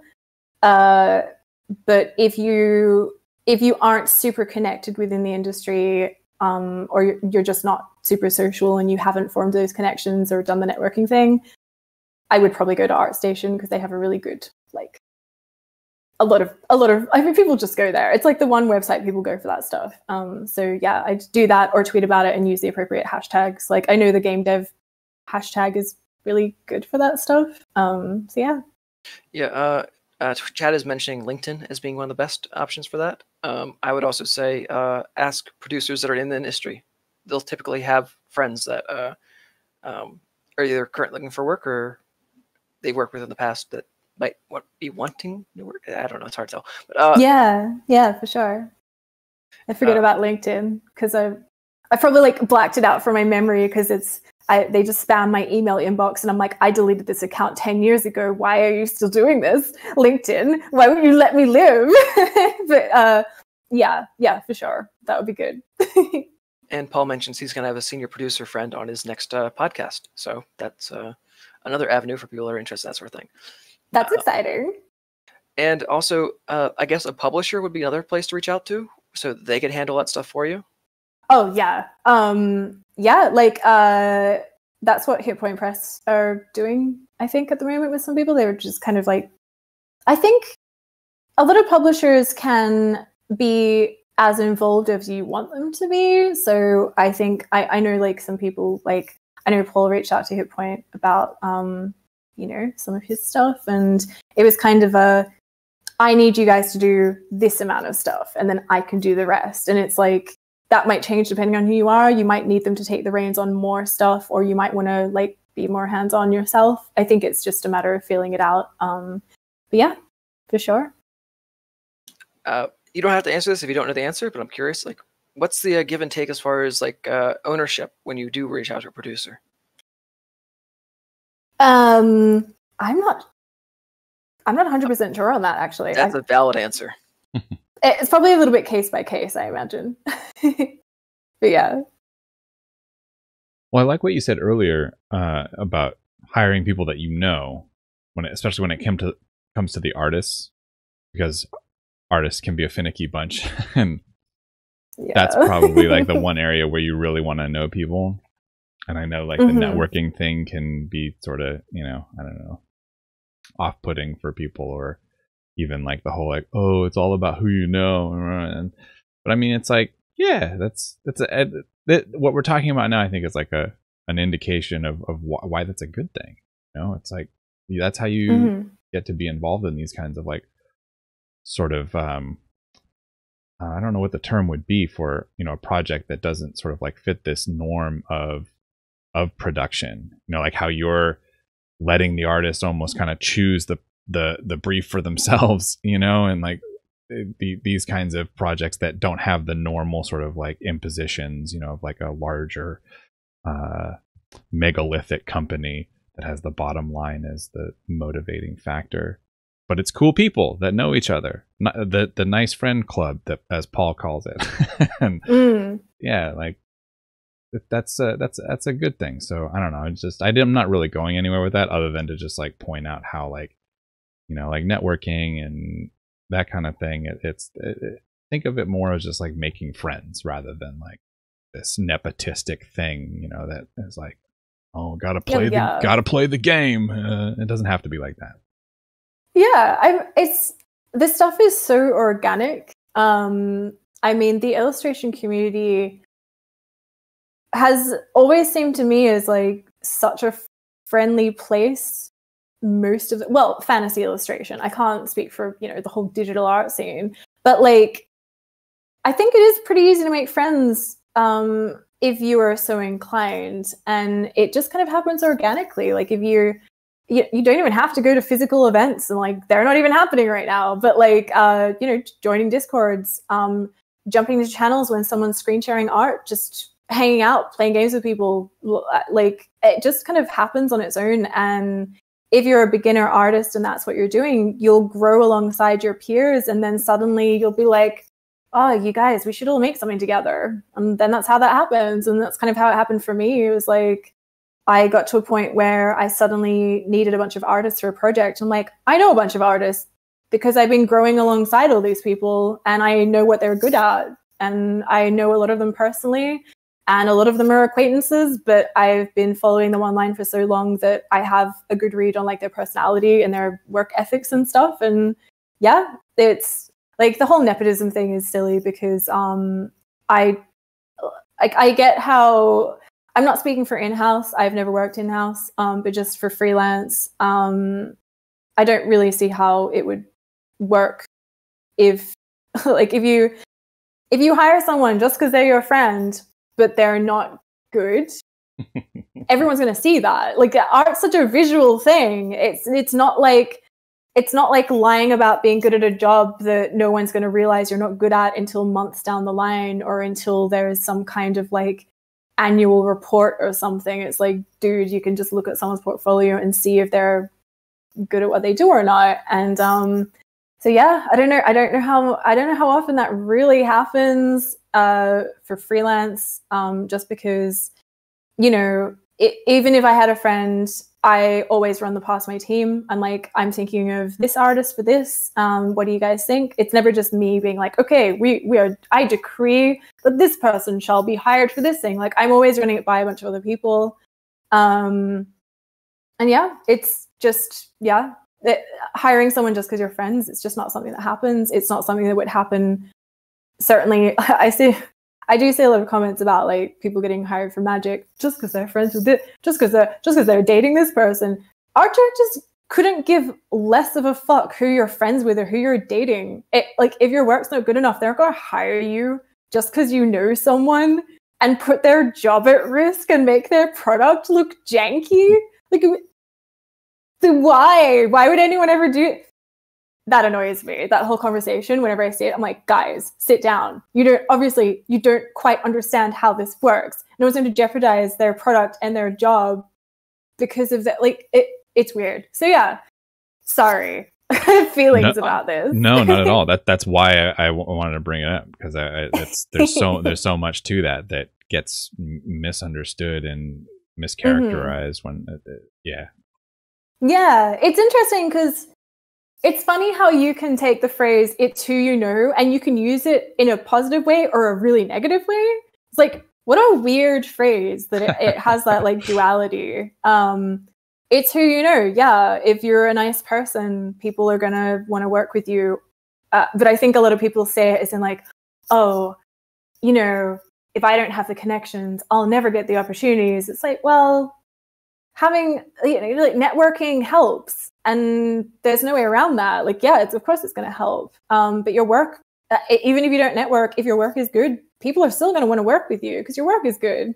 Networking is just, it's a bonus. And I would say it's the difference between someone not knowing your art and someone having your art kind of in front of their eyes. And that's really the most that it does. And also like having an idea of your character and, you know, maybe what your reputation is. Definitely like being a nice person helps. Yeah. I think familiarity is a huge part of it. It's who you know does matter, because there are probably a lot of people out there who can draw pirates or they can draw dwarves. But if somebody comes to me and they say, we need somebody that can draw a pirate or a dwarf, I'm going to say Bob Kell, because Bob Kell loves drawing that stuff. That's all he loves to do. So yeah, send them his way, because that's who I know. And he's also a fucking really nice guy too. So that's, there you go. Case in point. Yeah, absolutely. It's like, if anyone was like wanting to hire someone to draw a big cat, I'd be like, go hire Ilse Gort. She's amazing. That's all she does. She's the cat queen. Yeah, it's And I love doing that. Like whenever I have to turn down a job, I will have a whole list of people that I can recommend to someone specifically for a specific thing. And that just, again, it's just an organic thing that happens. Like you just kind of, you end up just following people and getting to know who they are and getting to know their work. And it means that you can refer them to people, and that's awesome. So yeah. Which is something that I wish there was like a little more well known, that when you turn down a job, it doesn't mean you just have to end the conversation there. You can forward the job onto your friends that you know that are capable of taking the job. That looks good on both you and them. Yeah, I love doing that. It makes me so happy when I can do that. And it's definitely panned out quite a lot of times. Like my friend will message me and be like, "Oh, I just got this email from this," and I'm like, "Yay!" And vice versa. I've had so many people recommend me for jobs before, and I'm so grateful to them. Like it's such a lovely thing to do for each other. So yeah, I would definitely say, like, if you have to turn down a job for timing reasons or for like rates, even if, make sure they have money. Like friends don't recommend friends to jobs that pay below minimum wage, but like if they have money and they're paying okay, absolutely always recommend someone. It's quite like, I feel like it's quite a professional thing to do as well. It's because a lot of people who reach out to you, they don't know everyone the way we, like, I feel like the illustration community is so tight knit. We all know someone to recommend for something. We'll all have someone in our head for this or that. But a lot of people who reach out to you have no idea. They don't even know ArtStation exists. They don't know about like Twitter art tags. They don't know about the game dev or the visible woman hashtag. I like pointing people to that one. It's a good one. Or the like drawing while black, or any of the other really good hashtags specifically to encourage people to hire people of color and women and like everyone else. Like it, that's a really good place to point people to as well. And it's like a little thing you can do that I think makes really a difference. So yeah, for sure. Jeb, do you have any follow-up questions before we move on to the final portion? No, I think that's a good segue into the social media section of the conversation. So when I first met you, you were streaming on Paul's stream along with him, and you were talking at that time about having taken a social media break, and since then you've returned to it. Like, how did the break affect you? Well, okay, so basically this is me being the lady doing maths gif, trying to figure out, like, you know, when she has all the numbers. That's me right now, trying to figure out how to summarize a long fucking story. Basically, without going super into detail, I'd say like about a year ago now, I had some mental health stuff happen. Kind of a bit of a breakdown, a little bit of a breakdown moment. And I think it was because of ongoing stress to do with constantly moving house, a bunch of other stuff, like just life stuff, just accumulating. You know, I feel like if you go through your 30s without having a breakdown, what are you really doing? It's like one of those things. But yeah, I kind of, it was interesting. I've kind of had anxiety issues kind of in and out all my life. I kind of have had a better handle on them since like I was maybe about 23, 24. But I think it just kind of came up. Might be because there was a pandemic starting. Maybe that was related. Probably not. There was a pandemic? What are you talking about? Yeah, I know. It kind of like went under the radar. But yeah, that might have definitely, you know, and also I was like I'm kind of homesick, trying to get back home to Australia at the moment. Haven't seen my family for like 5 years. There's a lot of things. I don't know specifically what caused it. It was just ongoing stress. Turns out stress is one of the worst things for humans, and we just kind of normalize it. But as a result, I was essentially, like, I would use the words non-functional for sure. Had to contact all my clients, had to contact wizards because I had a couple of magic cards at the time, and I was just like, I can't do this. Like, I can't even look at my computer. I can't do anything. And it was awful, and it's hard to really describe how bad it was. Like, it's hard to be that vulnerable and talk about it that candidly, honestly. But yeah, it was probably like, I was in like the worst shape mentally I've probably ever been. And reaching out to all my clients was, you know, it was really sad. I've never had to do that before, really. Maybe like a couple times, but like not for that reason. Like, say, I can't do this thing for you and I have to let you down. And I think every person working for Magic, whenever anything like that happens, they're like, they're never going to hire me again. And we get a bit dramatic about it and freak out that we've, you know, ruined this opportunity forever and ever. But they were, of course, incredibly understanding, so supportive. I'm like, I remember when I got like a reply to that email, I'm pretty sure I burst into tears in a dramatic fashion, because just what they said was like so like reassuring. And like Cynthia Shepherd is like an angel. And honestly, all my art directors have been so understanding about everything around this stuff. But like, yeah, I also, during that time, it was a good, like, you know, it was a good between 2 to 4 months where I was just like, I can't do anything. I couldn't use social media, couldn't really communicate with people. Like typing and reading and writing and stuff was really overwhelming. For some reason, I got like sensory overload stuff. It was bizarre. And took a huge social media break. Didn't really want to, kind of just had it thrust upon me. Turned out to not be such a bad thing because honestly, I think being on social media during that whole time would probably have been a stressful experience in itself. There was like all the stuff politically going on. There was the pandemic. It was just a lot. And then there was also some stuff going on in the art community that was, you know, really upsetting, that I am glad that I kind of missed. But at the same time, it was really hard feeling so disconnected from the community. And yeah, I'm just trying to think how it affected my work because I wasn't really working either. I think when I started sort of talking to people again, after getting some therapy, which everyone should get, therapy is fantastic. Medication, also good. Absolutely, anything you need to get back on track. We all need help sometimes. I'm a very mental health advocate-y person, and I try to be an open book with this stuff as much as I can, even though it's scary to talk about.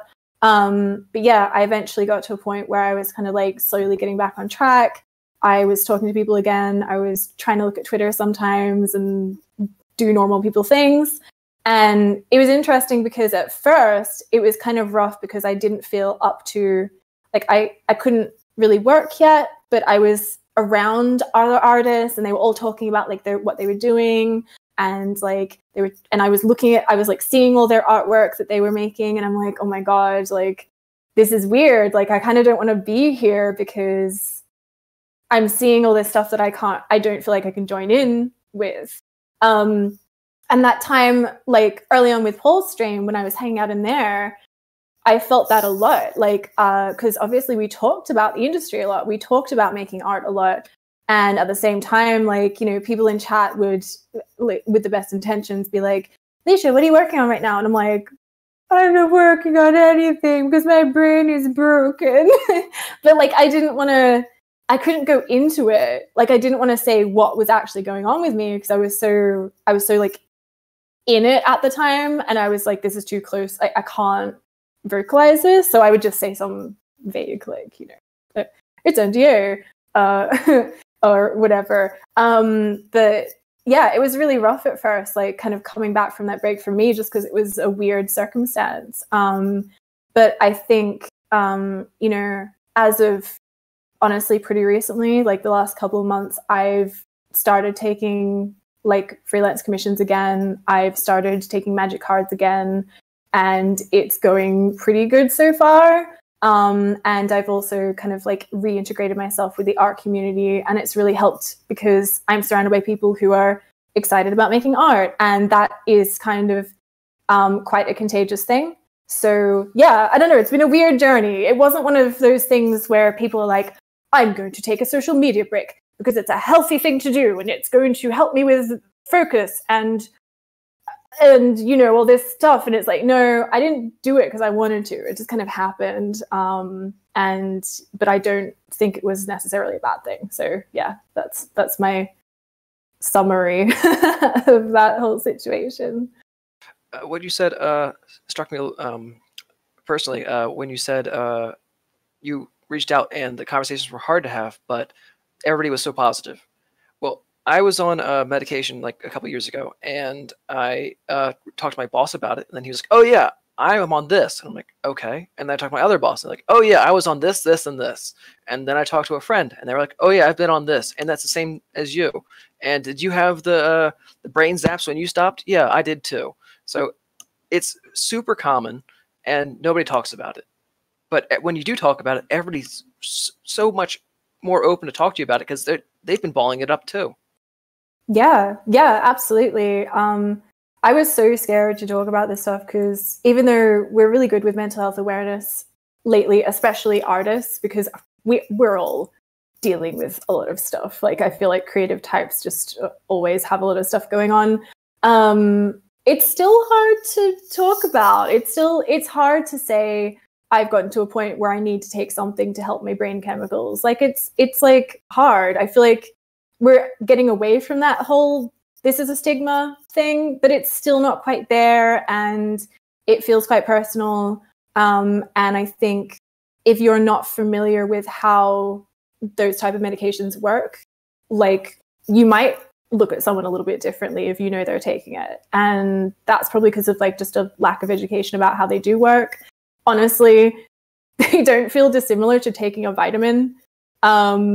Like if you're anemic and you take iron supplements to make sure that you're absorbing iron properly, it's not that different. It's just like for serotonin. It's weird. Like I didn't realize that either. I didn't have any idea how they worked until I started taking them. And I looked into it. I'm like, oh, okay. This literally like SSRIs, they're like, oh, hey, okay, here's what happens when when you're having some issues. Your brain's like, I made you this. I made you this serotonin. Here, do you want it? And then you take it, and then it's like, haha, bam, and it smacks it out of your hand into a pond, and you're like, I wasn't done. And your brain's like, oh, I thought you were done. And it's like, I had that for like 2 seconds. I haven't even used it yet. And your brain's like, lol, too bad, bye. And that's what happens with your brain. And all SSRIs do is like doesn't let your brain take it back and whap it into a pond. They just let you use it. And that's all they do. And so it's like, figuring out how these things actually work and how they affect people, I feel like it helps you kind of understand them a bit more, and hopefully gets rid of the stigma. They don't change you as a person; they just let you be functional. And you're completely right. Once you start talking about like, oh, I'm having a really hard time with this. I started taking this. Fucking everyone you know is taking them, and they just don't talk about it. Like the amount of people who are like, oh yeah, I take that. Like I have like, I don't know, like 10 friends who take the same thing. Like it's insane. And just no one talks about it. But it's super normal. And I think especially right now, we're in a really weird time. And I think a lot of people who have probably been maybe struggling for quite a while, suddenly that's a little bit amplified because of everything going on. And it's a really good time to actually get help that maybe you've like been putting off for a while. And so for me, like, I think all that stuff that happened was like a catalyst for that, honestly. So yeah. It's also important to note that the side effects are different for everybody. So some people that are able to take whatever we took, they're able to do it fine. Other people are like, oh, I couldn't do that because X, Y, and Z. So then they switch it to a different one. Their doctor switched into another one. Their doctor switched into another one until they finally found something that worked for them. So it's unfortunately not a magic bullet thing. It's a trial and error thing.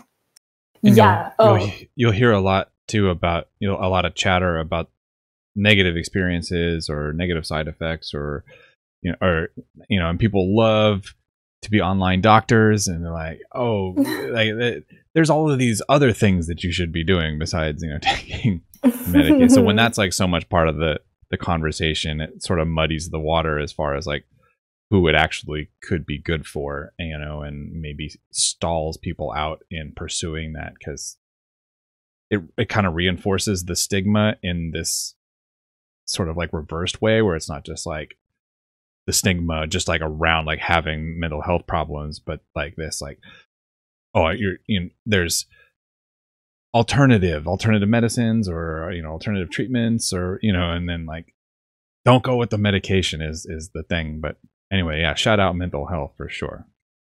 Yeah, for sure. Like, good points from both of you, honestly. I've had like psychiatrists tell me that medication is less of a science and more of an art form, in that it's so trial and error. Everyone is completely individual. Just if it's something that your doctor suggests, I would say probably ask to see a psychiatrist so you can work closely with someone and just make sure that it's like right for you. You don't want something that's going to make you feel worse, because that could definitely happen.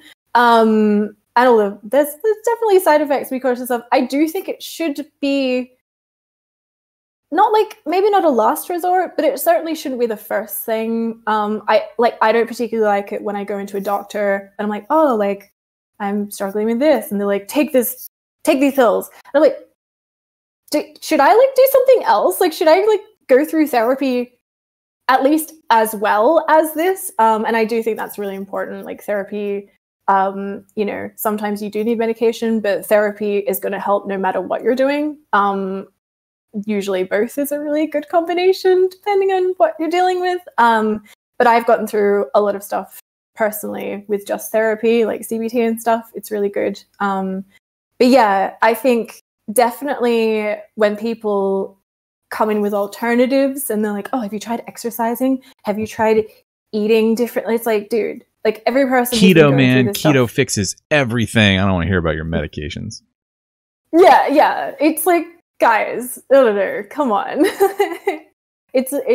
I've definitely run into that a lot. And honestly, I was terrified of medication for a long time. I thought it would like, change who I was. And you hear a lot of artists being worried about this stuff affecting their ability to be creative. And I'm sure that can happen for some people. But for a lot of people, it doesn't do that whatsoever. It allows you to do your job because you're not horribly depressed or anxious. Like, that's pretty good.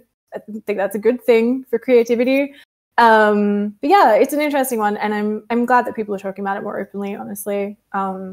It's helped me feel less alone with all my stuff. So yeah. And I'm looking forward to the expanded legalization of psilocybin. I can't pronounce it. Mushrooms, basically. Yes, yeah. I've heard that it is really good for certain things, like PTSD and other such. It's interesting. I saw that recently. Sounds really good. I'm glad they're legalizing stuff that can help people. All the options we have is just gonna be better. So yeah. The hospital I work for, they are doing trials on the stuff for different things, like even quitting smoking. Oh wow! I'm like, I wish I had smoked so I could, just get on that trial, but no. Yeah. Always time to take it up. No, don't do that. don't take up smoking. No. But yeah, it's really interesting what they're doing there. I'm glad. Yeah. Okay. Switching gears back to social media, as one does without a segue. From social media to taking mushrooms, back to social media. I'm sure. It's good. I'm sure you can buy mushrooms on social media, by the way. Oh, speaking more questions on social media, do you treat social media differently following the break that you took? I care about it way less. That's actually interesting. I was talking to my therapist about this a while ago, and she said that when she gets her clients to stop with social media, because it's such an addictive thing. It's that constant like seeking out dopamine hits, etc. But it just doesn't really work. Like, it has like diminishing returns after a certain point and all of that stuff.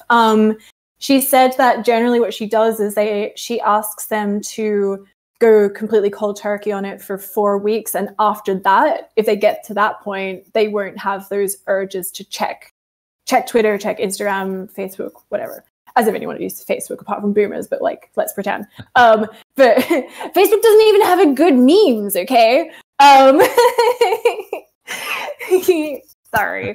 But yes.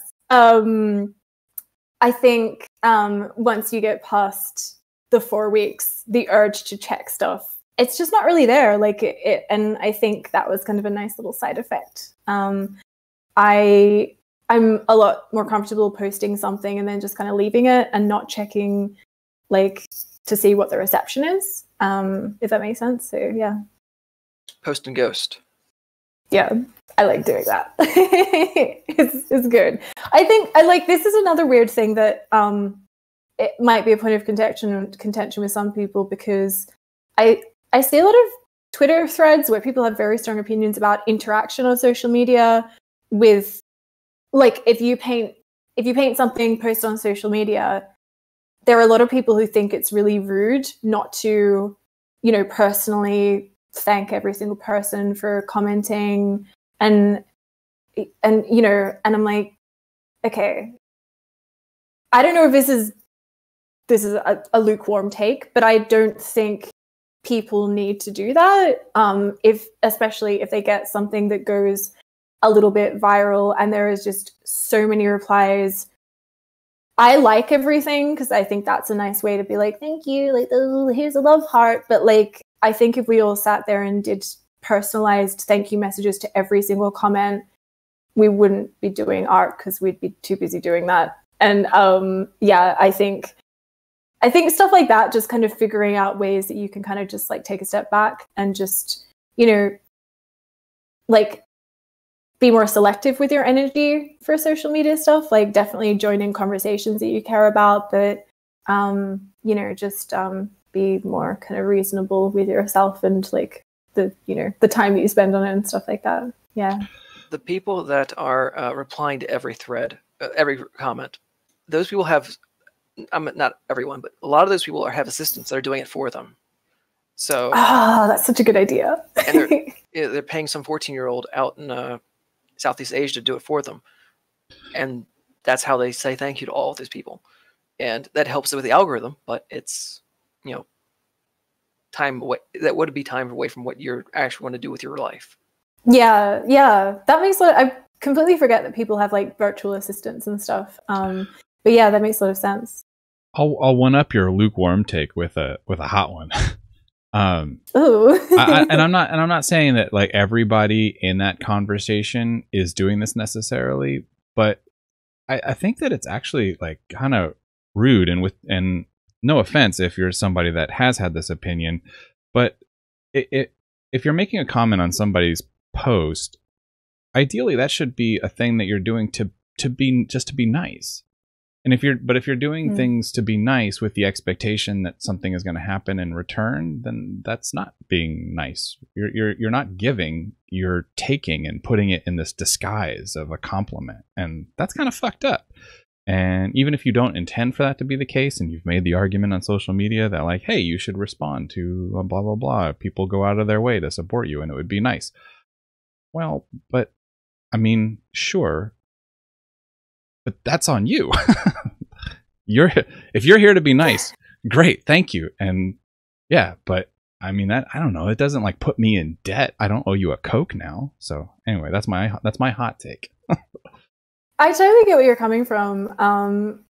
Yeah, it's weird. I comment on a lot of people's stuff and I never expect a reply. Like, I know they're probably going to see it and usually they'll like it or something. And like, dude, that's enough. Like, you're busy probably. I do, like, I really love taking the time to reply to people who say something that's quite like meaningful, or if they say something about like about a painting that I put a lot of work into and I'm like, oh my god, you noticed, or you know, so I'll definitely do that. But sometimes, you know, someone will comment with like a cute emoji and I'm like, well, I could reply with a different emoji. And sometimes like if I have nothing to do, I'll do that. But like I just try to like put limits on myself with this stuff because I think if I feel obliged to reply to absolutely everything, it just would mean that I'm on social media more than I want to be.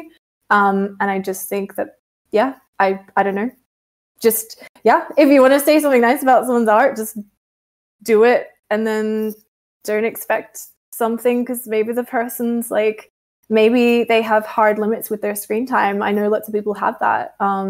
maybe they I don't know, maybe they're busy, maybe they're socially anxious. Some people actually get anxious about talking to people on Twitter. It's weird. Like, I don't know, it kind of makes sense. So yeah, I think there's just like a lot of assumptions about what's going on behind a computer screen. And I think Twitter needs to chill out with that a little bit.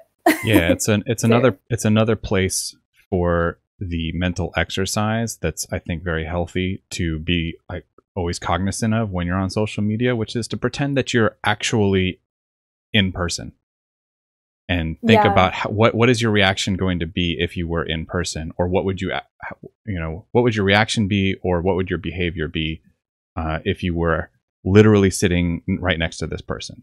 Would you be like, "Hey, that's a great drawing. I'm waiting to hear something back from you, and you're not. Why aren't you? Why aren't you replying to me? Oh, you're just gonna say thanks? That's it? Okay, well, cool. You're gonna say the same thank you said to that other guy who also said, yeah. Yeah, well, it's like it's not. It's you wouldn't come with all of these like loaded preconceptions about how that interaction is going to be. Also, don't be an asshole.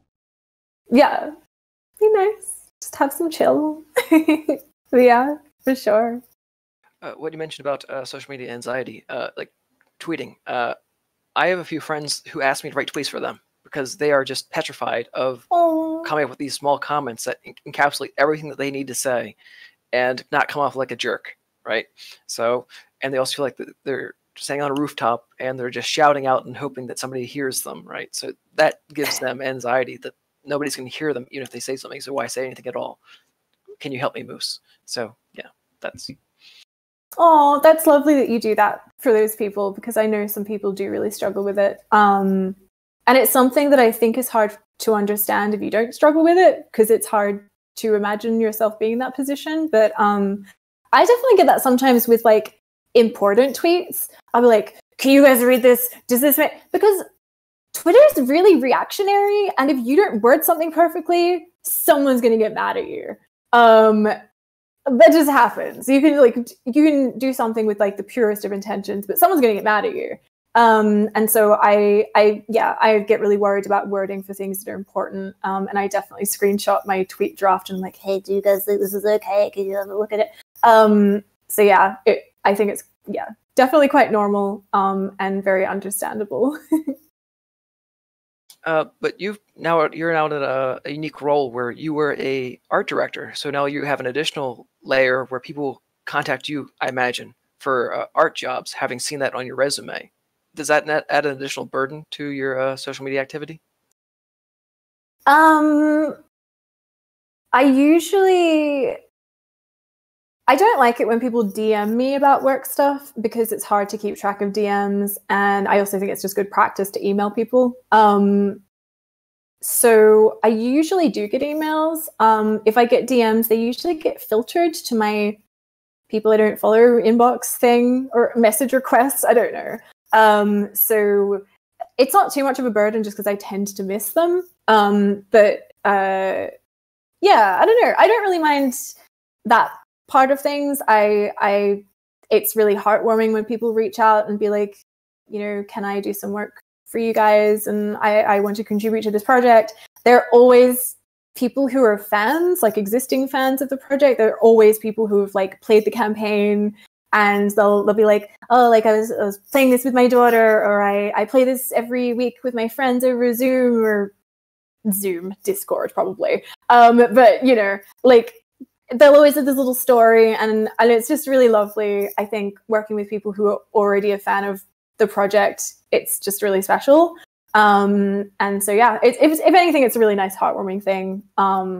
It can sometimes, the only time it ever stresses me out is if I'm extremely busy and I don't have time to get back to everyone who's like emailing me to say like, can we work with you?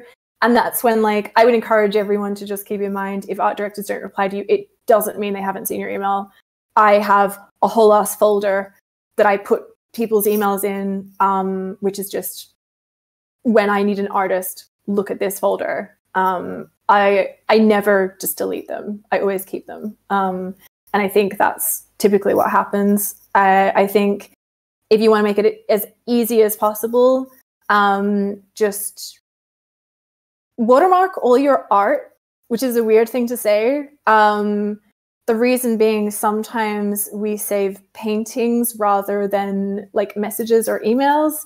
And if you have your email on your art or your website URL, whatever, just make sure it's there, because art directors are going to like click and drag stuff all the time into their folders, and it's really easy to just have the name right there.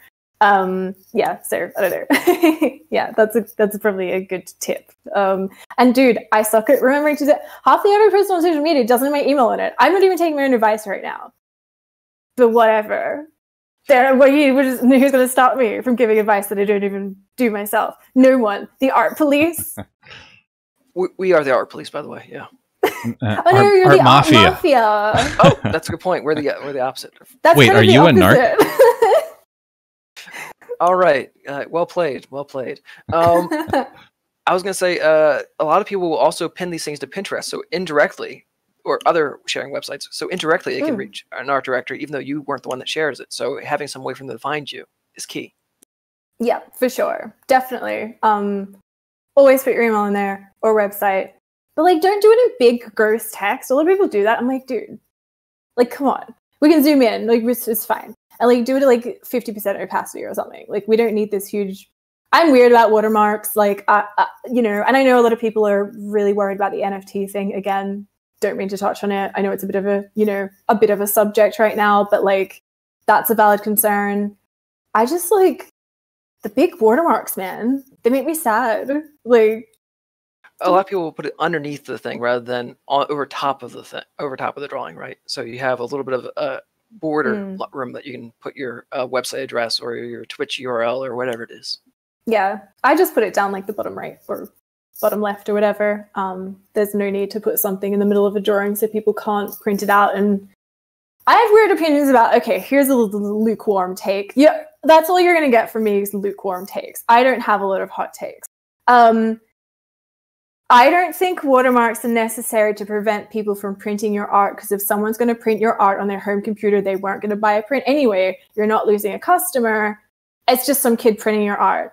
Definitely different situation when it's like some company in another country printing out your art and selling it as merch.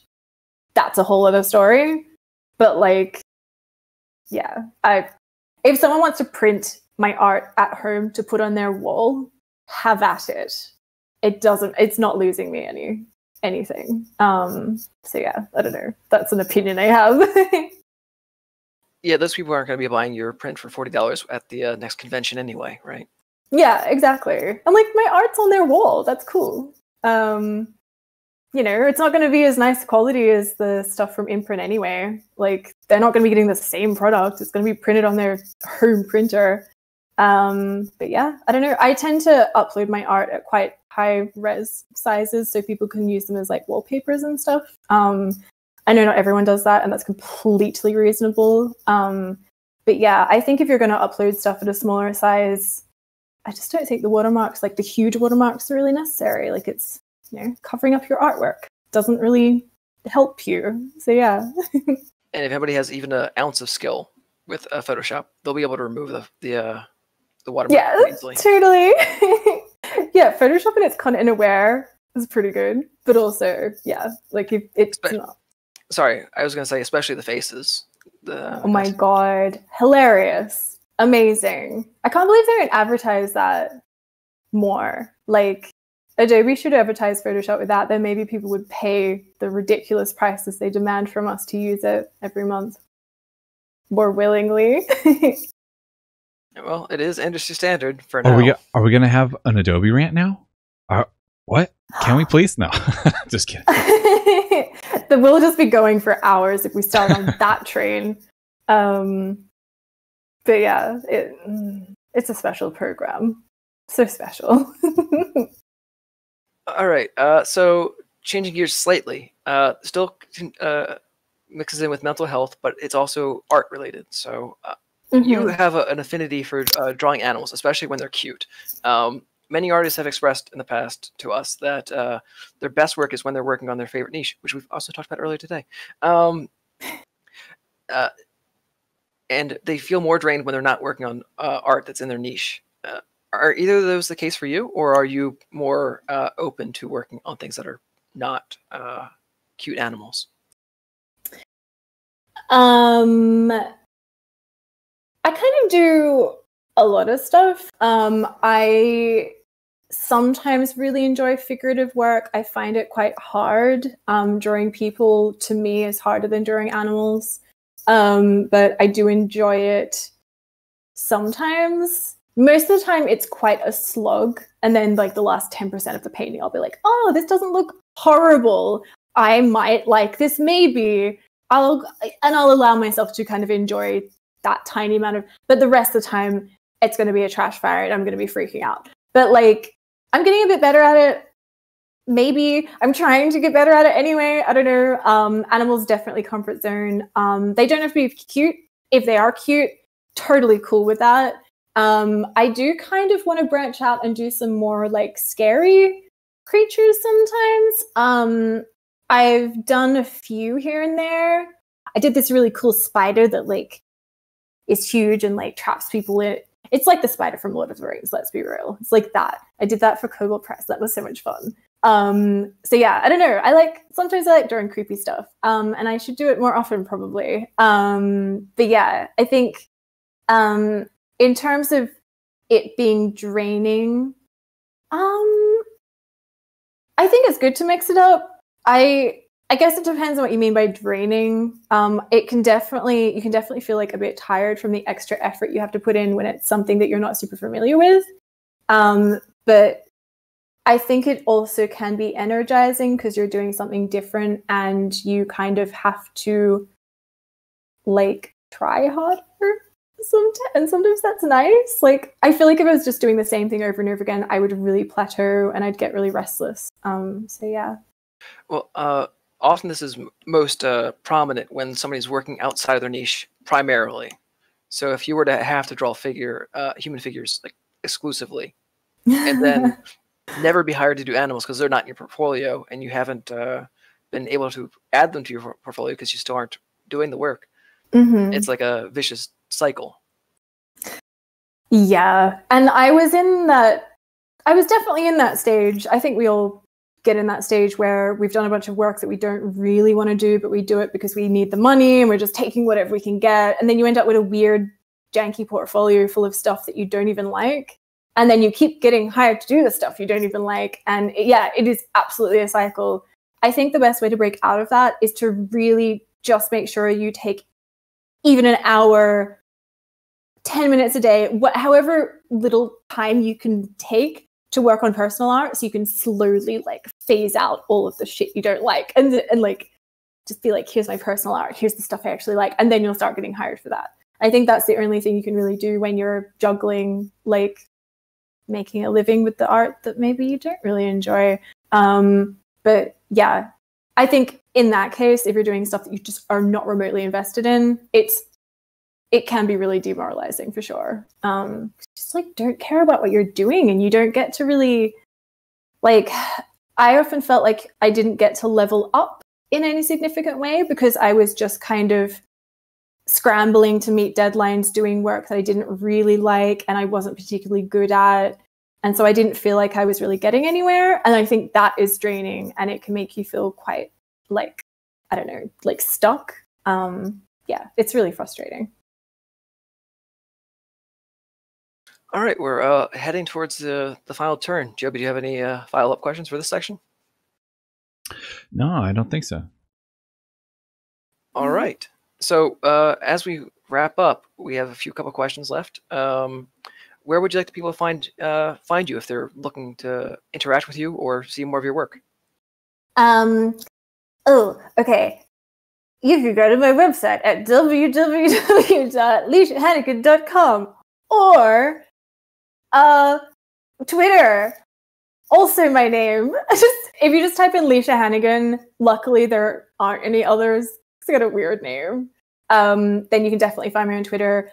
I'm most active there. I've been trying to post to Instagram. I kind of suck at it, but I've been starting to post to Instagram too. Same name. Just type in Leesha Hannigan and you'll find me there. And those are the only places I really post anything. I guess I post to ArtStation, but you're not going to get any cool memes there. So what really is the point? Whereas on Twitter, I retweet a lot of nonsense. So, yeah. And Joby, do you want to take the final trademark question? You know that I love it. Aside from personal projects and career, Leesha, what is one thing that's happening in the world that you're excited about? It's funny because I knew you were going to ask this and I didn't prepare anything. One thing that's happened in the world that I'm excited about, I'm excited about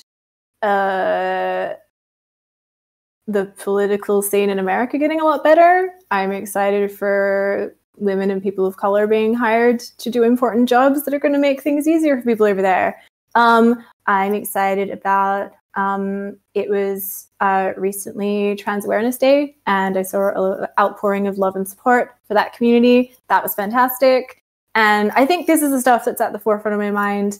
I'm low-key really excited that Australia is now not really in lockdown anymore, which is great because I'm trying to move back there. It's nice to see some countries kind of doing really well, the vaccine rolling out. So there's like a little group of like, world is being better things that make me happy. So yeah. And Chad is screaming out the Nice Friend Club is something you should also be happy about. Yes, Nice Friend Club. Best community on the internet. I don't know how to shout out that community because it's not a website, it's a Discord. But I guess you'll have to go to Paul's Twitch stream, which is where he changed it. I think it's twitch.tv/Paul Canavan because he took out his middle name, aka his real name. So yeah, definitely go there. And we have a Discord and we're really friendly and nice and not weird at all. Yeah.